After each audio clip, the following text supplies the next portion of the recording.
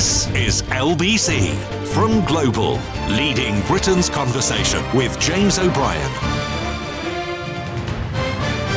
4 minutes after 10 is the time. You're listening to James O'Brien on LBC. I quite a lot to get through today. Some very odd goings on at the Jewish Chronicle that everybody concerned about the unfolding situations in the Middle East should be deeply perturbed by. We'll have a proper look at that a little later in the programme. I'm drawn also to a lovely story about the importance of public speaking, particularly in state schools, and the difference that it might make. I want to know whether or not that is a perspective that is held only from a position of privilege. And for once, I can wear my privilege proudly on this one as a former national schools public speaking. Have I ever mentioned that to you before? Have I ever let that slip? Have I ever accidentally allowed that little nugget of pertinent personal information to slip into our mornings together? Yes, national schools public speaking champion. Don't you know? So I am very much on one side of that argument, and I'm not 100% sure that that side is 100% correct. Some people hate it. Some people go cold at the very thought of standing up in front of a room full of people, and I'm not quite sure that forcing them or even encouraging them to do so would be entirely beneficial. And the young woman who was photographed at one of the ceasefire rallies in London holding up a placard which depicted a coconut tree upon which a couple of conservative politicians of colour dangled in the guise of coconuts was acquitted in court on Friday of pretty grave offences. Should she ever have been in court? And what exactly is the rubric is probably a good word to use. The twists and turns, if you like, of that epithet, that insult. It's certainly not one I would ever direct at a person of colour because I'm white. But what is the landscape of a person of colour calling another person of colour a coconut? Oddly, I've got quite a lot to say about that. But I'm also conscious of not really being entitled to say some of the stuff that I might privately think. So it will be over to you, I suspect, at 11 o'clock. But we begin with this story. We talked on a couple of days last week about front pageophobia, about the fact that Starmer, as is probably best evinced at the moment with the winter fuel payment policy, is not going to govern by front page. He certainly is not frightened of the Daily Mail. The Daily Mail in many ways are sort of abnegating their role as a critic of government because they've got Boris Johnson on the payroll. I don't know if you remember the stories of Boris Johnson's wallpaper, the 7,000 pounds that had to be paid even just to cover it up. I don't know if you even knew that story. While he was Prime Minister, another £7,000 worth of taxpayers' cash was spent on painting over the infamous gold wallpaper that got into trouble for buying in the first place. But he also saw the resignation of his own ethics advisors over his attempts to cover up and claim that he'd forgotten who paid for the debt. So, the scandal, on a scale of 1 to 10, the scandal of Boris Johnson's home decor would be an 8, and the scandal of Keir Starmer's wife's wardrobe would be a 1 or a 2, but it's still on the scale. And absolutely essential that nobody pretends otherwise. It's still on the scale. The Daily Mail, with which I have a peculiar obsession because of the damage done to our country by its editor-in-chief Paul Dacre and his attacks upon everything from the independence of our judiciary to academic freedom to parliamentary democracy, all of the great British values of our time, under repeated and sustained attack from the man that used to edit that newspaper. That's where my peculiar obsession comes from. They have him on the payroll. They have Johnson on the payroll, the man who rode roughshod over every constitutional norm in this country, tried to rewrite the rules of parliamentary ethics after one of his allies, Owen Paterson, was found to have smashed them to smithereens in pursuit of personal profit, and who, of course, ran away from Parliament rather than actually be held accountable for his own actions in lying repeatedly to them, denied his constituents in Uxbridge the right of demanding a recall. He legged it, he hid, he dug a big hole and buried himself in it before any of those democratic norms could be enacted, and Paul Dacre responded by rewarding him with an enormous column in the Daily Mail. A case of quid pro quo, if you like, because, of course, Boris Johnson was keen to install Paul Dacre as, I kid you not, the chair of Ofcom. the organisation that has oversight of all broadcasters in the country, up to and including me.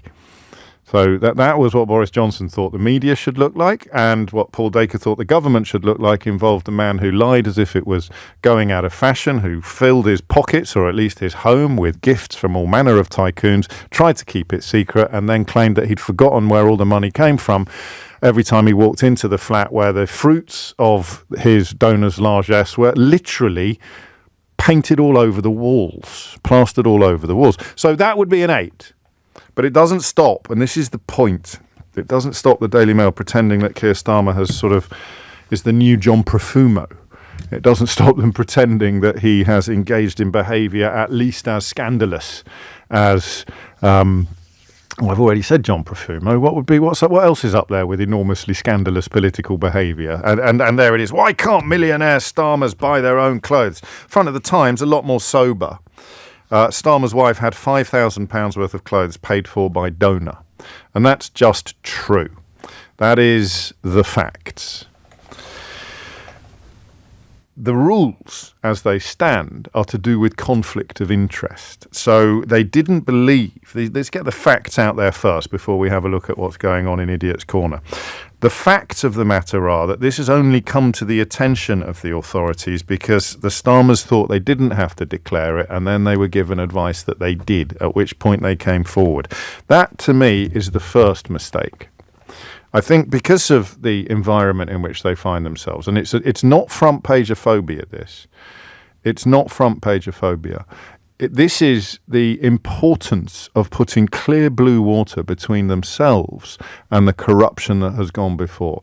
The corruption particularly typified by Boris Johnson. I could stay on air until long after Sheila's show has finished and not even come close to fully chronicling all of the corruptions, the mendacities and the disgraces of Boris Johnson's regime. But that doesn't matter. Neither does it matter that the Daily Mail puts Boris Johnson back in a position of prominence, literally rewards him for being the biggest liar in the history of our Prime Minister's office. None of that matters. Starmer has to be judged according to Starmer. It would be whataboutery to keep drawing the comparison. It's important to get it out there early, just to highlight the hypocrisy of people claiming that this is a particularly pungent scandal. But it is a big, for me at least, and we'll open up the phone line shortly, and you will be able to tell me why it isn't. This opens the door to a perception that they're all as bad as each other. And it's not a perception that is entirely unfair. So the footballification element of this conversation is pretty clear. Oh, do we know who paid for Johnson's holiday on that fancy desert island? Do we know? Did we ever find out who actually paid for that? You see what you see what I mean? No attempt to lie, but there was a failure to over disclose, I would call it, and that opens the door to a perception among normal people like you and me. Well, you at least. I don't know how normal I am. To think that they're all as bad as each other. Why would you do this? These are all questions that we're going to ask in a minute. 0345 6060 973 will be the number that you need. So I think this is a bigger mistake than some of Keir Starmer's allies would allow. I don't think it is a behavioural error or an ethical error. It's not a question of standards, it's a question of judgment. So here's what I would have done. I'd have over-declared. I would have told the authorities that my wife was in receipt of largesse from a party donor, even if I wasn't required to. To be honest with you, and I haven't consulted Mrs. O'Brien over this, and it's highly unlikely that I end up in politics, but I'm not sure I would have taken it in the first place. I mean, I am, sadly, at this stage in my life, almost preternaturally scruffy. I don't know why. So I walk past mirrors sometimes and I think, who the hell dressed him? And then I remember it was me. I didn't used to be like this. And I think, as I enter the midpoint of my 6th decade, I might start trying to pull my socks up, both metaphorically and literally. But I didn't used to be very scruffy. And there is a relationship between how good you look and money. When I interviewed Tony Blair the other week, I could tell you that his suit would be well into 4 figures. I can spot that from a mile off as a consequence of my days in menswear. And actually, the odder your shape, the odder your body shape, the more wise it is to spend as much money as you can possibly afford on good tailoring, if that's how you want to look. So I can talk the talk, I just struggle to walk the walk. I'm not an expert on women's clothes, but I assume some of these things hold equally true, particularly on alterations tailors, actually. I think that's an expense that if you are going to be judged by your appearance pretty heavily, and we know that partners of politicians, for good or for ill, female partners of male politicians are scrutinised extraordinarily, then a good alterations tailor will be worth their weight in metaphorical gold. But you have to tell people if you take something from anyone. I just don't understand how they've made this mistake. Even the defence of saying we didn't think we had to creates the possibility of it coming out later.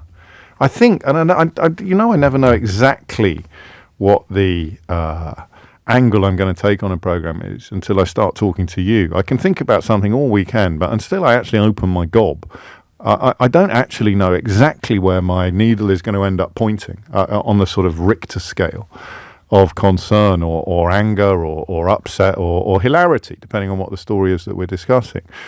And so quite often, the more I talk about something, as I try and explain the twists and turns of it to you, the more my own opinion crystallizes. And although we're not going to join in any of the ludicrous attempts to pretend that this is even on the same planet as the scandals which Boris Johnson was busted for, I think this is a bigger misstep than people like David Lammy have acknowledged over the course of the weekend while being interviewed. I think Yvette Cooper was doing the rounds this morning. I presume she was asked about it, but I didn't hear what she had to say. Female colleague said to me this morning, you don't know what it's like to be a woman, which I think we can all agree is true. I have no idea what it's like to be a woman. And the scrutiny to which you are exposed, the way in which Cherie Blair, for example, was written about and talked about was hideous at times. I think one Daily Mail columnist called her the Wicked Witch, which you have to presume was an allusion, at least in part, to what he considered her physical appearance to represent. I don't see it myself, but you know that these things are normal, and therefore the idea that Mrs. Starmer very suddenly has to cut a swathe, has to cut a look far superior or far more likely to be scrutinised than anything she's had to do before. And the key area here would be repetition. So you've got, 4 frocks? 4 go-to frocks, maybe 1 or 2 go-to frocks that you look the business in. And if you've got to go somewhere where you need to look the business, you'll wear that frock, or you'll wear one of 3 or 4 if you're lucky. And of course, for everybody else, that's normal. But for somebody like that, you wear the same dress twice, it's actually a news story. So these aren't excuses. These are explanations of why perhaps they needed more clothes, more high-end clothes, than they would ordinarily have been able to buy for themselves in the very short-term window available. But I'm not buying that either. I just think that if you are Keir Starmer, then your priorities outside of the political sphere, your PR priorities, are to persuade the British public that you are nothing like what has gone before. And this, I'm afraid, is a bar knocked off the hurdle. If this was a dressage competition, that's 4 faults. He's knocked that one down. He didn't have to do it, but he has. So I don't do phone-ins really about how big a deal you think a story is, but I do flirt with the question occasionally and giving you the scale of this being a 1 to a 2. Here is something that shouldn't have happened but did, and we brought it to the attention of the authorities. It's not anywhere near. Here is something that we desperately tried to hide from the authorities. We tried to cover up, and we lied about until we were blown sky high by our own ethics advisor resigning in protest at our inability to tell the truth. So and I know that that's chalk and cheese. But I still think this is a problem. I still think this is the problem. So David Lammy said yesterday, the truth is that successive prime ministers, unless you're a billionaire like the last one, do rely on political donations so they can look their best, both in the hope of representing the country, if you're in the opposition, or indeed as prime minister. So I am going to ask whether you care. What? No, I'm not. Well, yes, I am. I have now. 0345 6060 973. But what do you How big a misstep is this? How let down do you feel by Keir Starmer on the question of putting clear blue water between himself and the obvious corruption that went before? Hit the numbers now, you will get through. And if you know more about clothes than I do, which again is highly likely, if you know more about clothes than I do, how do we actually feel about the idea that our Prime Minister doesn't earn enough? Do you know how I got into? Good Lord, I completely missed the biggest opportunity ever for one of my most hackneyed and overused anecdotes. My entire journalistic career hinges upon a Prime Minister buying a suit. Did you know that? I would not be here today were it not for a Prime Minister buying a suit in the early 1990s, mid-1990s. That's absolutely extraordinary. And I'm 99% certain he paid for it himself. So what do we think about the broader question of donors buying clothes, glasses, outfits for Prime Ministers? I'm pretty confident it's a no-no. And I don't quite understand why Keir Starmer's done it. So that can be a question as well. I can't get excited about it, says Brian. I don't need you to get excited, Brian. I need you to get engaged. Should they be taking money, ever, or clothes rather, from anybody else, from donors? And why do you think they've done this? 0345 6060 973. Knowing what we know about Keir Starmer, don't know much about his wife. Why have they done something that leaves them so obviously open to criticism? Hit the numbers now, you will get through. It's 20 past 10. James O'Brien on LBC. It is 22 minutes after 10. You're listening to James O'Brien on LBC. Obviously, I am aware of the Prime Minister's meetings in Italy. I'm aware of the 8 humans that perished in the English Channel at the weekend. And in the hierarchy of what matters more and what is important, then obviously these stories matter more. But in terms of what engages or concerns us on the phone-in element of the programme, the rules are rather different. And I am inexorably drawn to Keir Starmer's stupid, there's a word I haven't used yet to describe him, stupid decision to accept clothes for his wife from a party donor and failure to disclose it because he thought he didn't have to. Anyway, enough of what I think. What do you think? Louise is in Chesterless Street. Louise, what would you like to say? Oh, hiya, James. Hello. Sorry, I'm a little bit... What? Well, not nervous. A little bit well? What's wrong with that? I'm a bit... What? I'm angry. Okay. And depressed. Oh, Lord. What, before you were listening to the show, or as a consequence of tuning in this morning? As a consequence. I haven't. Well, we won't be putting this one in the adverts, will we, Louise? Go on. I haven't heard all of the details about this thing with Starmer and his clothes and glasses and what have you. I've just heard snippets, and I normally listen to the news all the time, and I've just had to switch off because I had so much hope when Labour got in. Yes. I felt relieved. I felt the grown-ups are in the room. Things are going to get better. This is a guy who doesn't care about gold-plated wallpaper or whatever it was, yes, Johnson, and he doesn't party with, Lebedev, whatever his name is, in wherever it was in Italy and end up drunk on it. He doesn't do things in his office with his mistress. I thought, here we have a man of integrity. And I just thought, thank God. And I'm angry and I'm disappointed about this clothes thing. I don't know why it's got to me so much. Nor do I. But let's try and work it out. They're not short of a bob or two. What has he got swept along with the power? What is it? And to do this after cutting the fuel payments benefit for the pensioners, I just don't get it. I don't get it. And I hope he's listening. You're disappointing me, Keir. You've let me down. And that's it, really. And well, you can't go yet, not after such a brilliant contribution. No, I need to interrogate it a little bit because what I love about what you've said, Louise, is that the comparisons don't matter. You made them, and no one's going to argue that what Starmer has done is on the same planet as just a few of the greatest hits of Boris Johnson that you just treated us to. I mean, in a moral universe, an ethical universe, one is an ant and one is an elephant. But you didn't even want the ant from Starmer, did you? No. And there it is. I mean, you're not lost forever, I don't think. I mean, an early misstep is forgivable. A pattern of behaviour is not. I'm not sleeping well at the moment, because, well, I won't go into that. But you can if you want. But I'm kind of, it'll sweep over me, and this kind of depression hits, and I think, for God's sake, it's the Prime Minister. I suffer from this as well. Why am I getting so wound up? Because you're a patriot. Yeah. Because you want what's best for this country, and you've endured 14 years of seeing people claiming to be patriotic while filling their own boots, sticking their noses in the trough, promoting absolute incompetence, disseminating lies like it was going out of fashion, inflicting obvious harm upon the country while claiming it was a win from Brexit right through to Liz Truss's. And Starmer probably is very, very different from that. I still think he is. But he is. But this is a chip in the sugar. This is a chip in the sugar, isn't it? This is what's happened? What's happened? I don't know.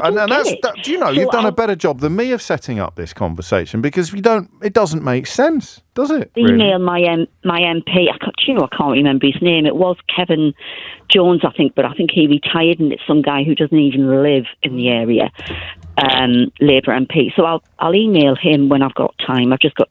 And yet, on the other hand, we both see, I think, that in the great scheme of things, it's not important in terms of matters of state, affairs of state, or international relations. The good news this week, picked up rather powerfully by Robert Peston, is that Starmer is to reintroduce weekly meetings for the National Security Council. Previous incumbents at number 10 either didn't care enough about foreign policy, in the case of Sunak, I'm told, or didn't really like chairing meetings where there was no opportunity to sort of march around the room blasting on your own trumpet like Boris Johnson. But it doesn't matter. They were very important to David Cameron for balance. I think Louise has hit on something there that I didn't fully articulate myself, in that you can't be squeaky clean. You can't let the perfect be the enemy of the good. But this just feels like such a stupid mistake to have made. Is it greed?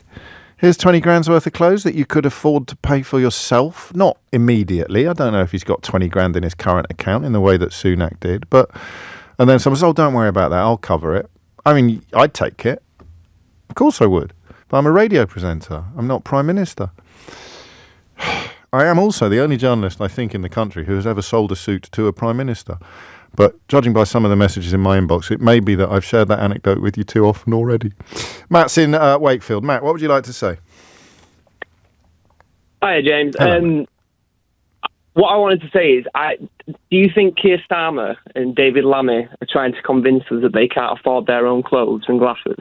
No, clearly. I mean, no one's claiming that. That's kind of the whole point about why Starmer's ended up in such a silly position.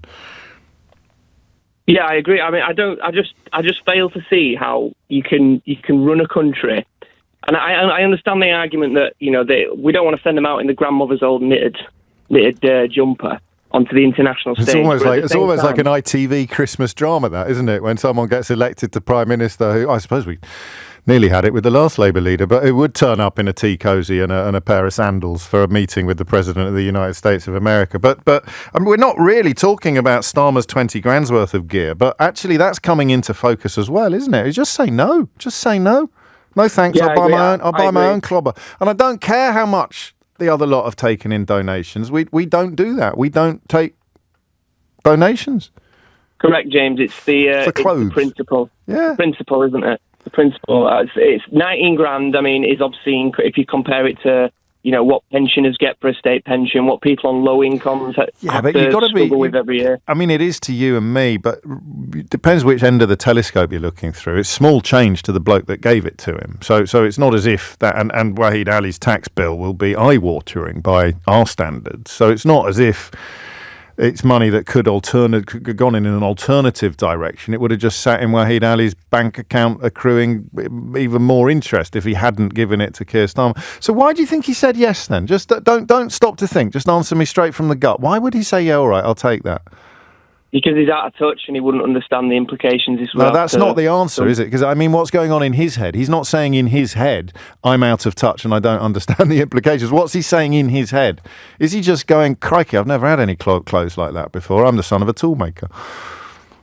Well, he's a millionaire, isn't he, Starmer? So I'm sure he's had expensive clothes. Yeah. I don't know. I honestly don't know what's going on in his head, James. I just think that he's not considered how this would look to the wider public. Well, he got away with the 20 grand, so to speak. I mean, the widespread acceptance that it is, for good or for ill, a relatively normal bit of business. And I think that if this had been declared from the start, he'd have actually got away with this as well. But the failure to declare it because they didn't think they had to, and then discovering that they did and so declaring it, just makes it look like a cover-up. It's not an actual cover-up, but if I were advising the Prime Minister, I would invent the phrase over-disclose. Just declare everything. And then if you're not comfortable declaring it, or you're relieved that you don't have to, you shouldn't be taking it, right? 0345 6060 973. It's 10:31. Thomas Watts has your headlines. James O'Brien on LBC. It is 10:35 and you are listening to James O'Brien on LBC. Can I just take a moment? I like to give shouts out when the opportunity presents itself. I met a lovely young man on Friday who has set up a date stall in Seven Dials in Covent Garden. This is very London-centric, so I'll be brief.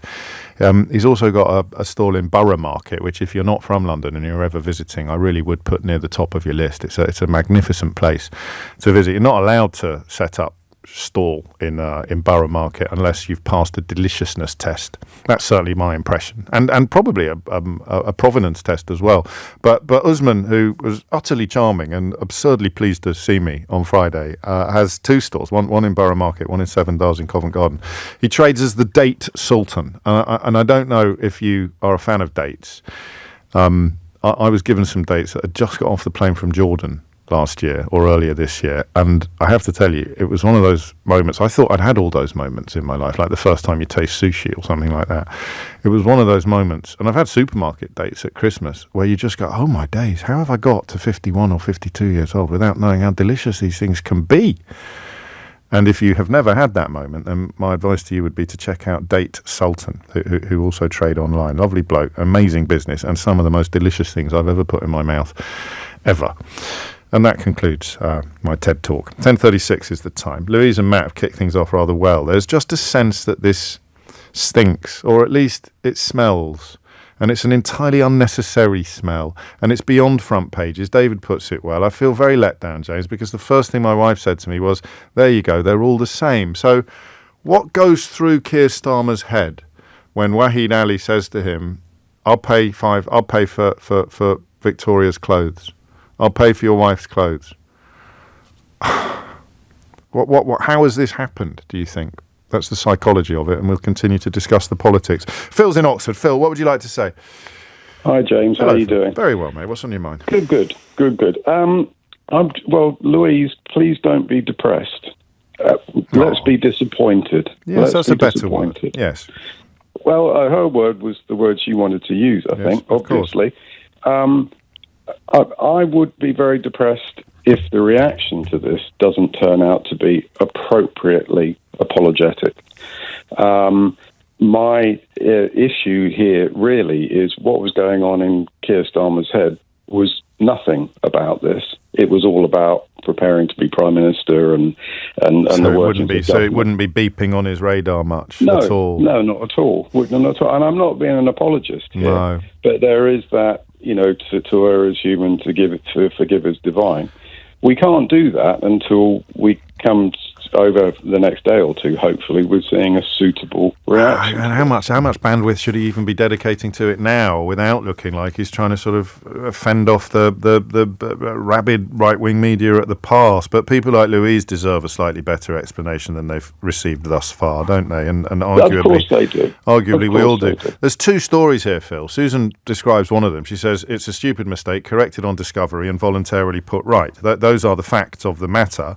But I don't don't know why I'm writing this down. I've written facts on one side of the column and feelings on the other. I've never done that before. I might use that every day.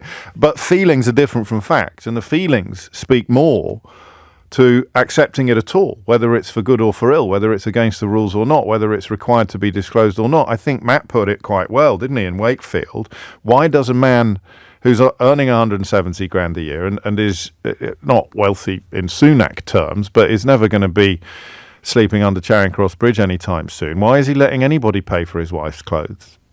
Yeah, agreed. Absolutely agreed. Well, hang on, that's a question, not a statement. Why is he letting anybody pay for his wife's clothes? Just based on oversight, I think. He knew it was happening. It just didn't cross his mind that it might look a bit off, or might not. Exactly. Okay. The distractions of the day job, which will obviously be very distracting, and in a sense, quite rightly so. There's an irony there, really. I hear you. I hear you. I think that's generous, and you stress that you're not being an apologist for them, and I don't think that you are, but it might stretch the credulity of some people that they could accept £20,000 worth of largesse without really noticing or without thinking that it might be problematic.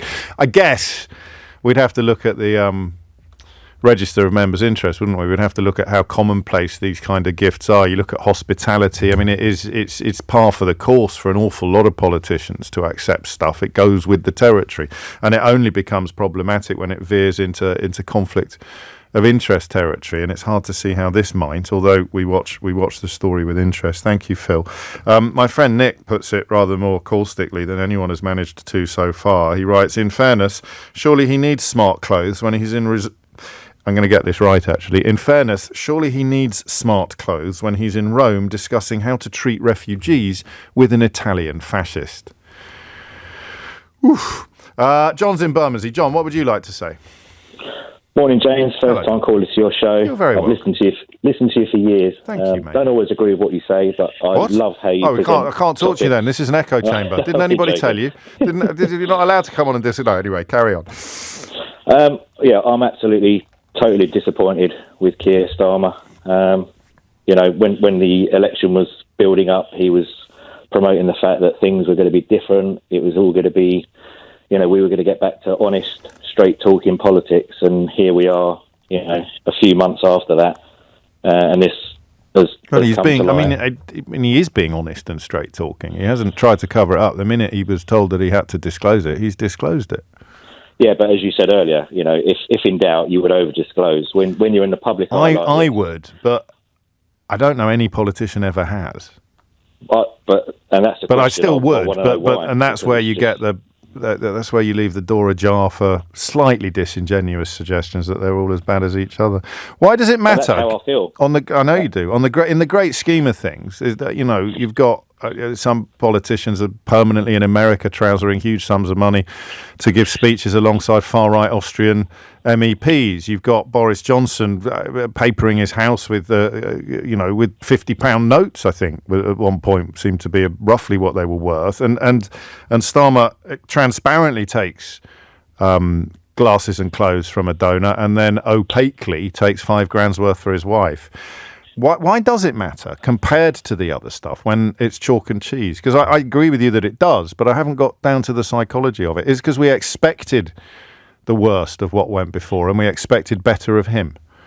In my opinion, it matters because it extends the fact that it's them and us.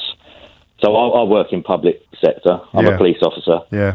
And I. Well, you can't take anything from anyone, can you? And again, if you do, you disclose it and you're not allowed to take many items and all the rest of it. But again, I don't get any help towards, nor would I expect it, any help for clothing or... Well, you did when you were in uniform. In uniform, I did, but not now. That's not an entirely glib point, is that in a way, they are now required to wear a uniform of sorts. Well, it's a suit, isn't it? But they couldn't turn up dressed like I routinely turn up for work, could they? Either of them. It would be unacceptable. And no, but again, the question is, why do you have to have top end, high branded fashion items when you can get reasonable priced clothing where you can look quite smart and presentable? Yeah, it is just that what's the thing? It's the optics of it. Why? Is £5 worth of free clothes for your wife? No, you're all right, mate. Put your wallet away. We'll pay our own way. I mean, maybe we're being naive, or we're not. Again, go on. You mentioned earlier about his 170,000 a year, whatever it is. Yeah. We don't know what his disposable income is. Again, I'm not trying to defend him, but as you said earlier, everyone lives to their means, and the more money you earn, sometimes the more money you spend on living. So you don't have a lot of money for that sort of thing, maybe. I doubt it, but I've been finding the money in one go. I mean, suddenly to go from having every outfit you wear scrutinised internationally, that is quite a big deal, but I don't know that it justifies. I mean, what's the biggest problem here? Taking it? Not disclosing it until you discovered that you had to disclose it? All of it or none of it? I don't know. Let me think what my answer to that question would be. I think that thinking you didn't have to disclose it, I think that's what has annoyed me. And this is probably not fair, because I'm not aware off the top of my head of any politician who has ever brought to the attention of the authorities or the public things that they didn't have to, that might make them look bad. But I just expected, or at least I hoped, for rather more. But it's, I mean, as we've established beyond all reasonable doubt, the desperate attempts to either ignore Boris Johnson's form in this field, or to pretend that Starmer's is in any way comparable, is, I mean, beyond idiot's corner, actually. But and also a few messages coming in saying you're underestimating how important appearance is. I don't know that I am. I really don't. I know I'm not a woman, but I don't know that you need to take. I mean, what previous prime ministers' wives have taken money from? So who you'd have to look at: Gordon Brown, Tony Blair. I can't imagine that Philip May took a £5 worth of free clobber from a Conservative Party. I don't know, but none of us like it. No one is going to come out and say absolutely justified, nothing to see here, or at least not so far. The phone lines are still open. It's 10:45. James O'Brien on LBC. It is 10:48. I quite like this from Hunt, who writes, the important thing to me is that they think it's fine as long as they declare it.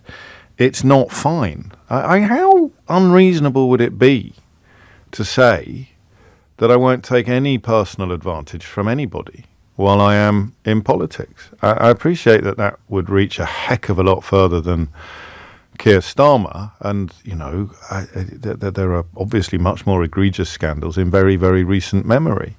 But David Cameron said once that the next big scandal in politics would be lobbying, and then did precisely nothing about it.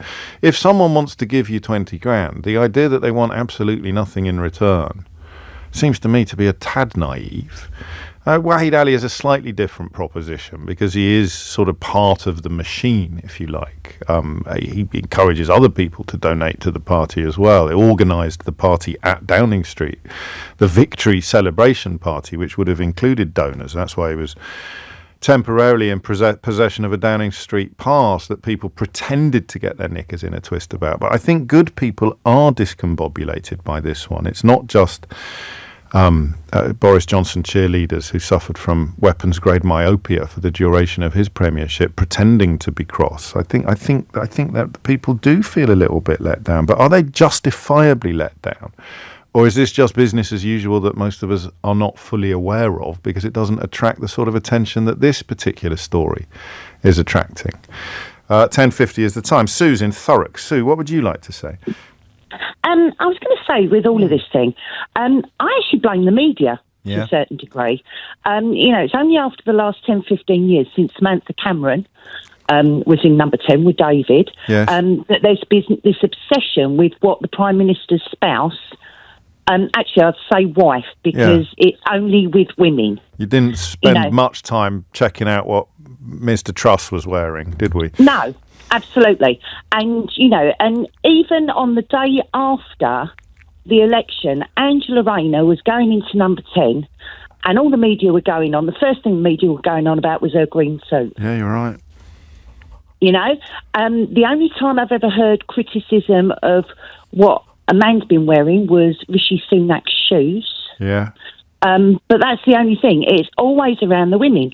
And so, if Lady Starmer was going out looking like a sack of spuds, there'd be complaints about that all over the media. But you don't go out looking like a sack of spuds, do you? No, but and you don't need $5,000 off a millionaire to make sure that you never do. So, do you see what I mean? I do see what you mean, but they're out on the campaign trail, and yes, sort of a lot of these, and there are a lot of events to actually go to. That's quite. And if she'd worn something twice, the media would have had to go about that. Yes. Yes. I hear you. So I mean, I hope we haven't fallen into. I know when you blame the media, usually you don't mean me, but actually, I wonder whether I've sort of fallen into the trap of thinking, no, I haven't. I think it's important to talk about this, Sue. You're perfectly entitled to say it's not a big deal, but people who feel that Starmer's the necessity of putting clear blue water between and the other big difference, other big difference is that he's actually put this out and he's put that out there. He hasn't waited to get caught. No, that's actually true. They discovered that they needed to disclose it while discussing something else and thought, oh, crikey, that must mean that we should have declared that as well. And I think that is the one redeeming feature about it. And there won't be any room for that kind of nuance in some of the coverage that is obviously designed to enrage people who are supremely comfortable about... they all end up lobbying. David Cameron ended up lobbying, didn't he, for a company that subsequently went bust, although he wasn't technically a politician at the time. What about the question of what do you get in return? If someone gave you $20,000 or gave your partner $5,000, would they honestly you'd be doing it supremely confident that there was quid but no quo, Sue? This man is a Labour donor. Yes. And from what I read, I don't know, he sort of gave a significant amount to the actual campaign. Yes. But not as much as that bloke that made those horrible comments about... You mean the massive racist Frank Hester? That's the one, yeah. No, just 20 million quid. Really, and I think this ran into the tens of thousands that he actually gave to the campaign. And as far as we're aware, he's not a massive racist like the massive racist Frank Hester. No. Who James Cleverly this weekend declined to confirm that they wouldn't take even more money from the massive racist Frank Hester. Yeah, I mean, again, I mean, where is the line between context and comparison and whataboutery? I think we're firmly on the right side of that line, Sue, but we need to be aware of its existence. Actually, to slightly challenge what Sue said, Michael Foot came in for a lot of criticism about his appearance, particularly, I think, on a Remembrance Sunday appearance at the Cenotaph, fairly or unfairly. And, of course, I think David Cameron once told Jeremy Corbyn to smarten himself up, didn't he? I think he referenced his mother or something and told... It's not often I find myself defending Jeremy Corbyn, but I'm prepared to on this occasion. The idea of David Cameron lecturing Jeremy Corbyn on matters sartorial while he was flexing his muscles for a lucrative deal with that Greensill outfit shortly after leaving Parliament is, in retrospect, somewhat unsavoury. Thank you, Sue. Tom's in Ongar. Tom, what would you like to say? I think Starmer represents something sort of bigger than Starmer. He kind of, at least for me, it was that hope that things were going to change. Yeah. And all of that, they're all the same. This kind of fueled it. It reminds me, it was in one of the Batman films. I can't remember which one, but when Harvey Dent turns and someone says he was supposed to be the best of us. And I think Harvey Dent did rather more than accept $5,000 worth of free frocks for his wife, didn't he? Yeah, I know, but the way the papers cover it might as well have done. It's hard to say, but when I heard about it, and I was just like, "What a muppet!" Because it was probably just one of those things where he was like, "Oh, sure, yeah, whatever, we'll deal with that later." It was probably just something as small as that, but they're gonna dig their claws in and make it seem so much worse, and you just think it could so easily been avoided. I think you've nailed it, because when they dig their claws in, most of the time we can laugh at it, we can stick it on Unhinged headline, or we can point out how ridiculous it is. But there is actually a kernel here of truth. There is it doesn't matter that the politicians they support, the politicians they've got on their own payroll, did infinitely worse things than this. A couple of messages saying to me, I hold Labour to higher standards, James, because I expect better from Labour. Yeah, that's exactly it. And he's let us down, but the actual money itself is neither here nor there. I think it was just that hope that politics was going to change. And I think it's still there, but it's just dented it a bit. I think you're right, and you know I don't know whether this veers into the realms of unsavoury blokishness or misogyny, but no, it's definitely not misogyny. But Lady Starmer generally looks brilliant before she was in receipt of donations from Wahid Ali, but whether or not you can sustain that level of brilliance without repetition, I suppose, is something that. Well, I presume it would actually be quite tricky, but it's still not excusing necessarily the perception of wrongdoing. So, yeah, Tom, thank you. Last word, probably, glancing at the clock, or we may squeeze in one more. Cumby's in Redbridge. Cumby, what would you like to say? Good morning, James. Hello, it's been a long time since I've been able to get through, which speaks to the calibre of your callers. Doesn't it? Well, no, just the quantity, not necessarily the quality, Cumby, but we cross our fingers and carry on. Absolutely. I think you just said exactly what I was going to say, is that Starmer and Labour came into this premiership on the basis of the perception of humility. There was a lot of talk about how his wife was in the NHS, which gives the perception that, you know, we are humble people. We don't go out and about to be flashy, etc., etc. Yes. And while I completely accept that as a statesman, you have to present yourself in a very, very at a level that is higher than the normal person. I mean, I used to work for TM. I used to work for Cirrus Stereo a long time ago, before they changed their name to whatever they're called now in the city. Back in my uni days, and they had very, very good suits. I was 19. How old are you now? I should have asked, actually. 40th. Okay, because it was a Cirrus Stereo in Worcester, just down the road from River Island. And if someone came in, I don't know if I should say this, I'm sure River Island is different now, but if someone came in who was clearly looking for some schmutter of a slightly higher order than I could provide them with as a River Island salesman, I used to send them down. I used to send them down to Cirrus Stereo, yeah. Yeah. And I actually, between you and me, don't tell anyone, but I had a staff discount reciprocal arrangement with a lad who worked there. So I'd use his staff discount if I wanted to get something from Cirrus Stereo, and if he wanted some new jeans or something, because we stocked brands, we had Kickers and Levi's. If he wanted something from River Island, I used to put it through on my staff discount back in River Island. Keep that under your hat, though. Keep that under your hat, Cumby. Yeah. Sadly, I never had that. But I used to have a lot of city guys coming in, you know, buying very, very good suits. Yeah. More recently, I've been buying mine from TM Lewin, Charles Terry, etc. Yeah. It is possible to get something that makes you look, and with a little bit of adjustments or tailoring, it is very possible to look, you know, extremely well put together on a suit that doesn't have to. Such an avoidable, even if it's a mere hiccup, it's an entirely avoidable hiccup, isn't it? And then it presents an impression of something that is so far from the truth. But as you've said so many times on your show, a lie is halfway around the world before the truth comes out. And the truth of this small thing... Before the truth has got its trousers on. Get it right, because it's quite pertinent to this story. Before the truth has got its Cirrus Stereo trousers on.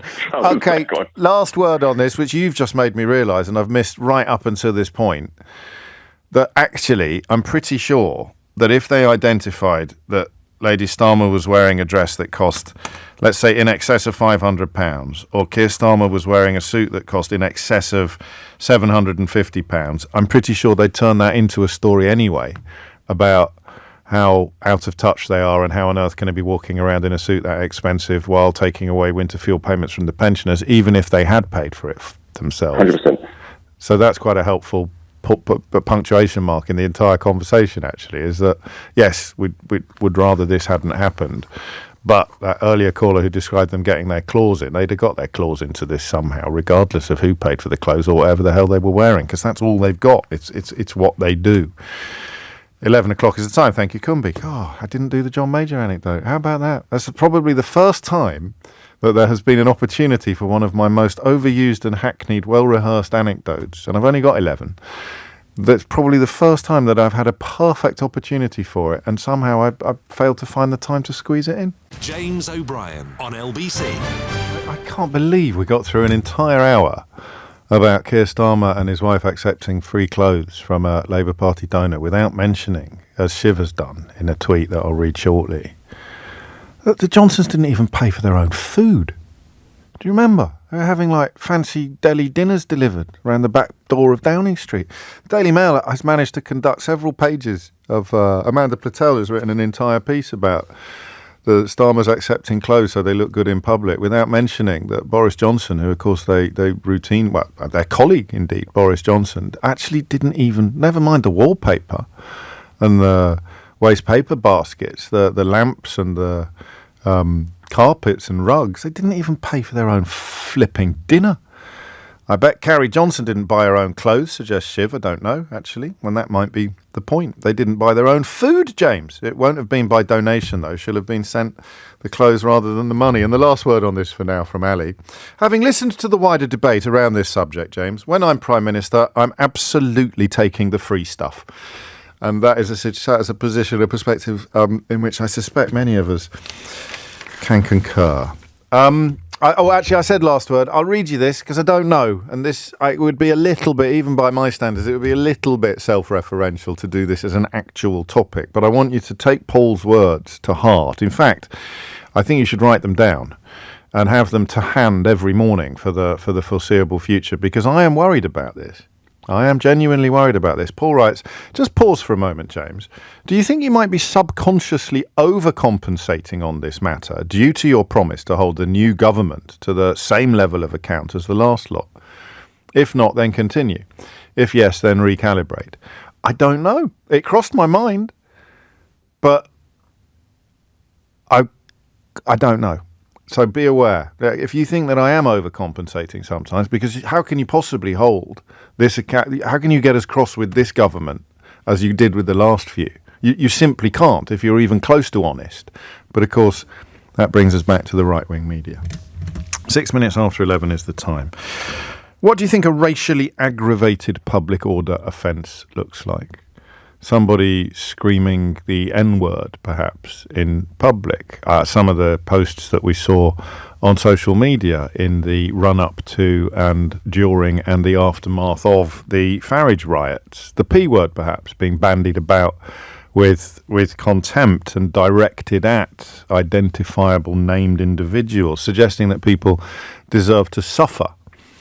Either materially or physically because of their ethnicity, calling perhaps for hotels full of asylum seekers to be set on fire. I fairly straightforward examples from relatively recent memory of what a racially aggravated public order offence would look like. Nesreen Malik writes a characteristically superb column on this issue in today's Guardian newspaper. An innocent person being threatened with violence or abuse on account of their ethnicity.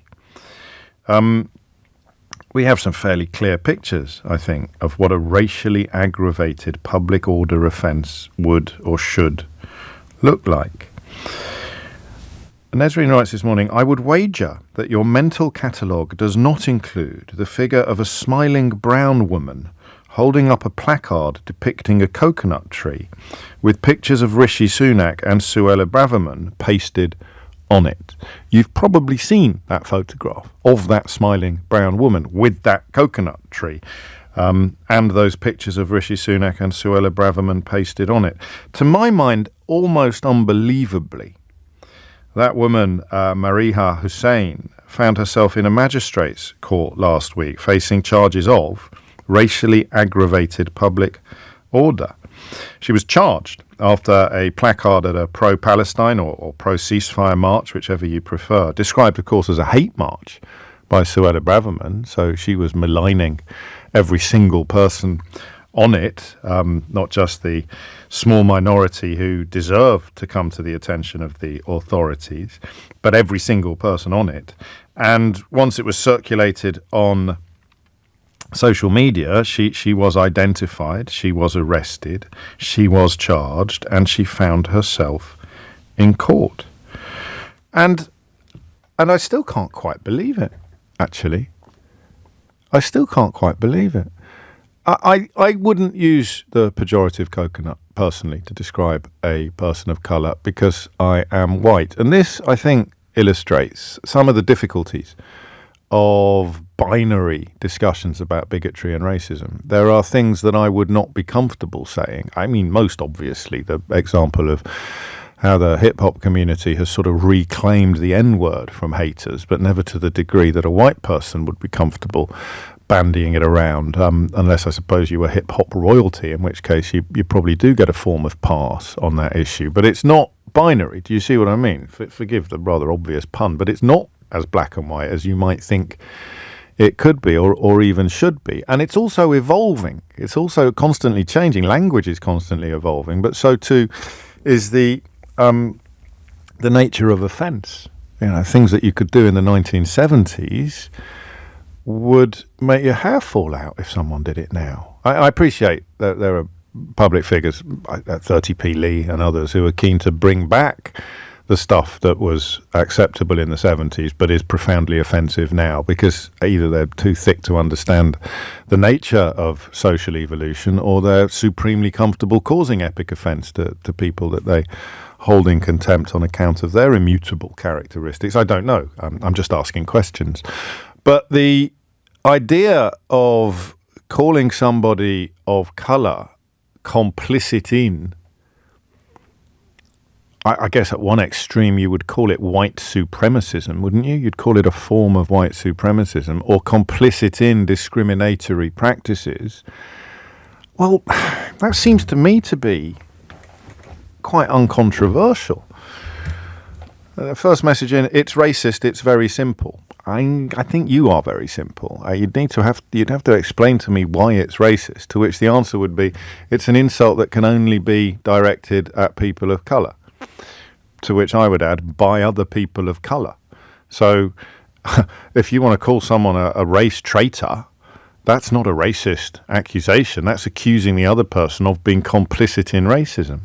So I think in the first instance, I'm more interested in contributions from people who could conceivably either use or receive the insult coconut, and the question of how the hell this woman ended up in court. Because I think it's actually of a piece with some broader moves in society at the moment. I think that it is a little bit like the attempts to deny the reality of colonialism. I think it actually sits alongside those desperate attempts to castigate the National Trust for having the audacity to put information about the house that you're visiting in the house that you're visiting. Information about where the money with which the house was built had come from. Most obviously plantations and slavery, of course, but people hate to think about it. I don't understand why. No one's holding you responsible for things that happened 200 or 300 years ago, but people hate to think about it. And I think this is, I could be wrong, 0345 60 60973 is the number that you need. I think this is of a similar flavour. I can't, does anyone need me to explain why coconut is an insult? The idea is that you're brown on the outside but white on the inside. So you are of colour, but you are complicit in colour-based discrimination, which, in the context of white supremacism, it's a fairly obvious accusation. And here's something that I haven't thought about before, or I haven't shared with you before. I mentioned to you last week, it popped up in a book that I'm reading, 300 million Indians in India 100 years ago and 150,000 white British people who ruled the entire bloody place. How? How do you end up? I mean, obviously there was an awful lot of killing and an awful lot of unpleasantness, but there was also a shift from the days of the East India Company to the days of the Victorian Empire. And in the days of the East Indian Company, there was a lot more symbiosis. All right, we were ripping the raw materials out of the country at a rate of knots and shipping the profits and indeed the raw materials back to Britain. But there wasn't a sort of a Western equivalent of the caste system in place. There wasn't a genetic or moral superiority. There wasn't a genetic or moral superiority in place. And in order for, one of the theses of the book that I'm reading is that in order for 150,000 white people to enjoy dominion over 300 million brown people, you have to successfully persuade a significant swathe of the brown people that white people are morally or genetically superior. And that was a real penny drop moment for me. I'd never really spent enough energy unraveling it. I got very, very close while reading Satnam Sangira's book, Empire Land, which should be required reading for every school child in the country if you want to build a better future than we have a past or a present. But I'd never thought about it like that. I've told you a few times that I'm of a generation that used to feel a bizarre swell of pride when I saw how much of the map used to be pink, how much of the globe used to constitute the British Empire. And, of course, that glow of pride, that warm swell, disappears the more you learn about how that dominion was achieved. But that's to do with massacres, and that's to do with concentration camps, and that's to do with slavery and quite well documented atrocities and holocausts. It's not to do with psychology. I'd never thought properly about the psychology before.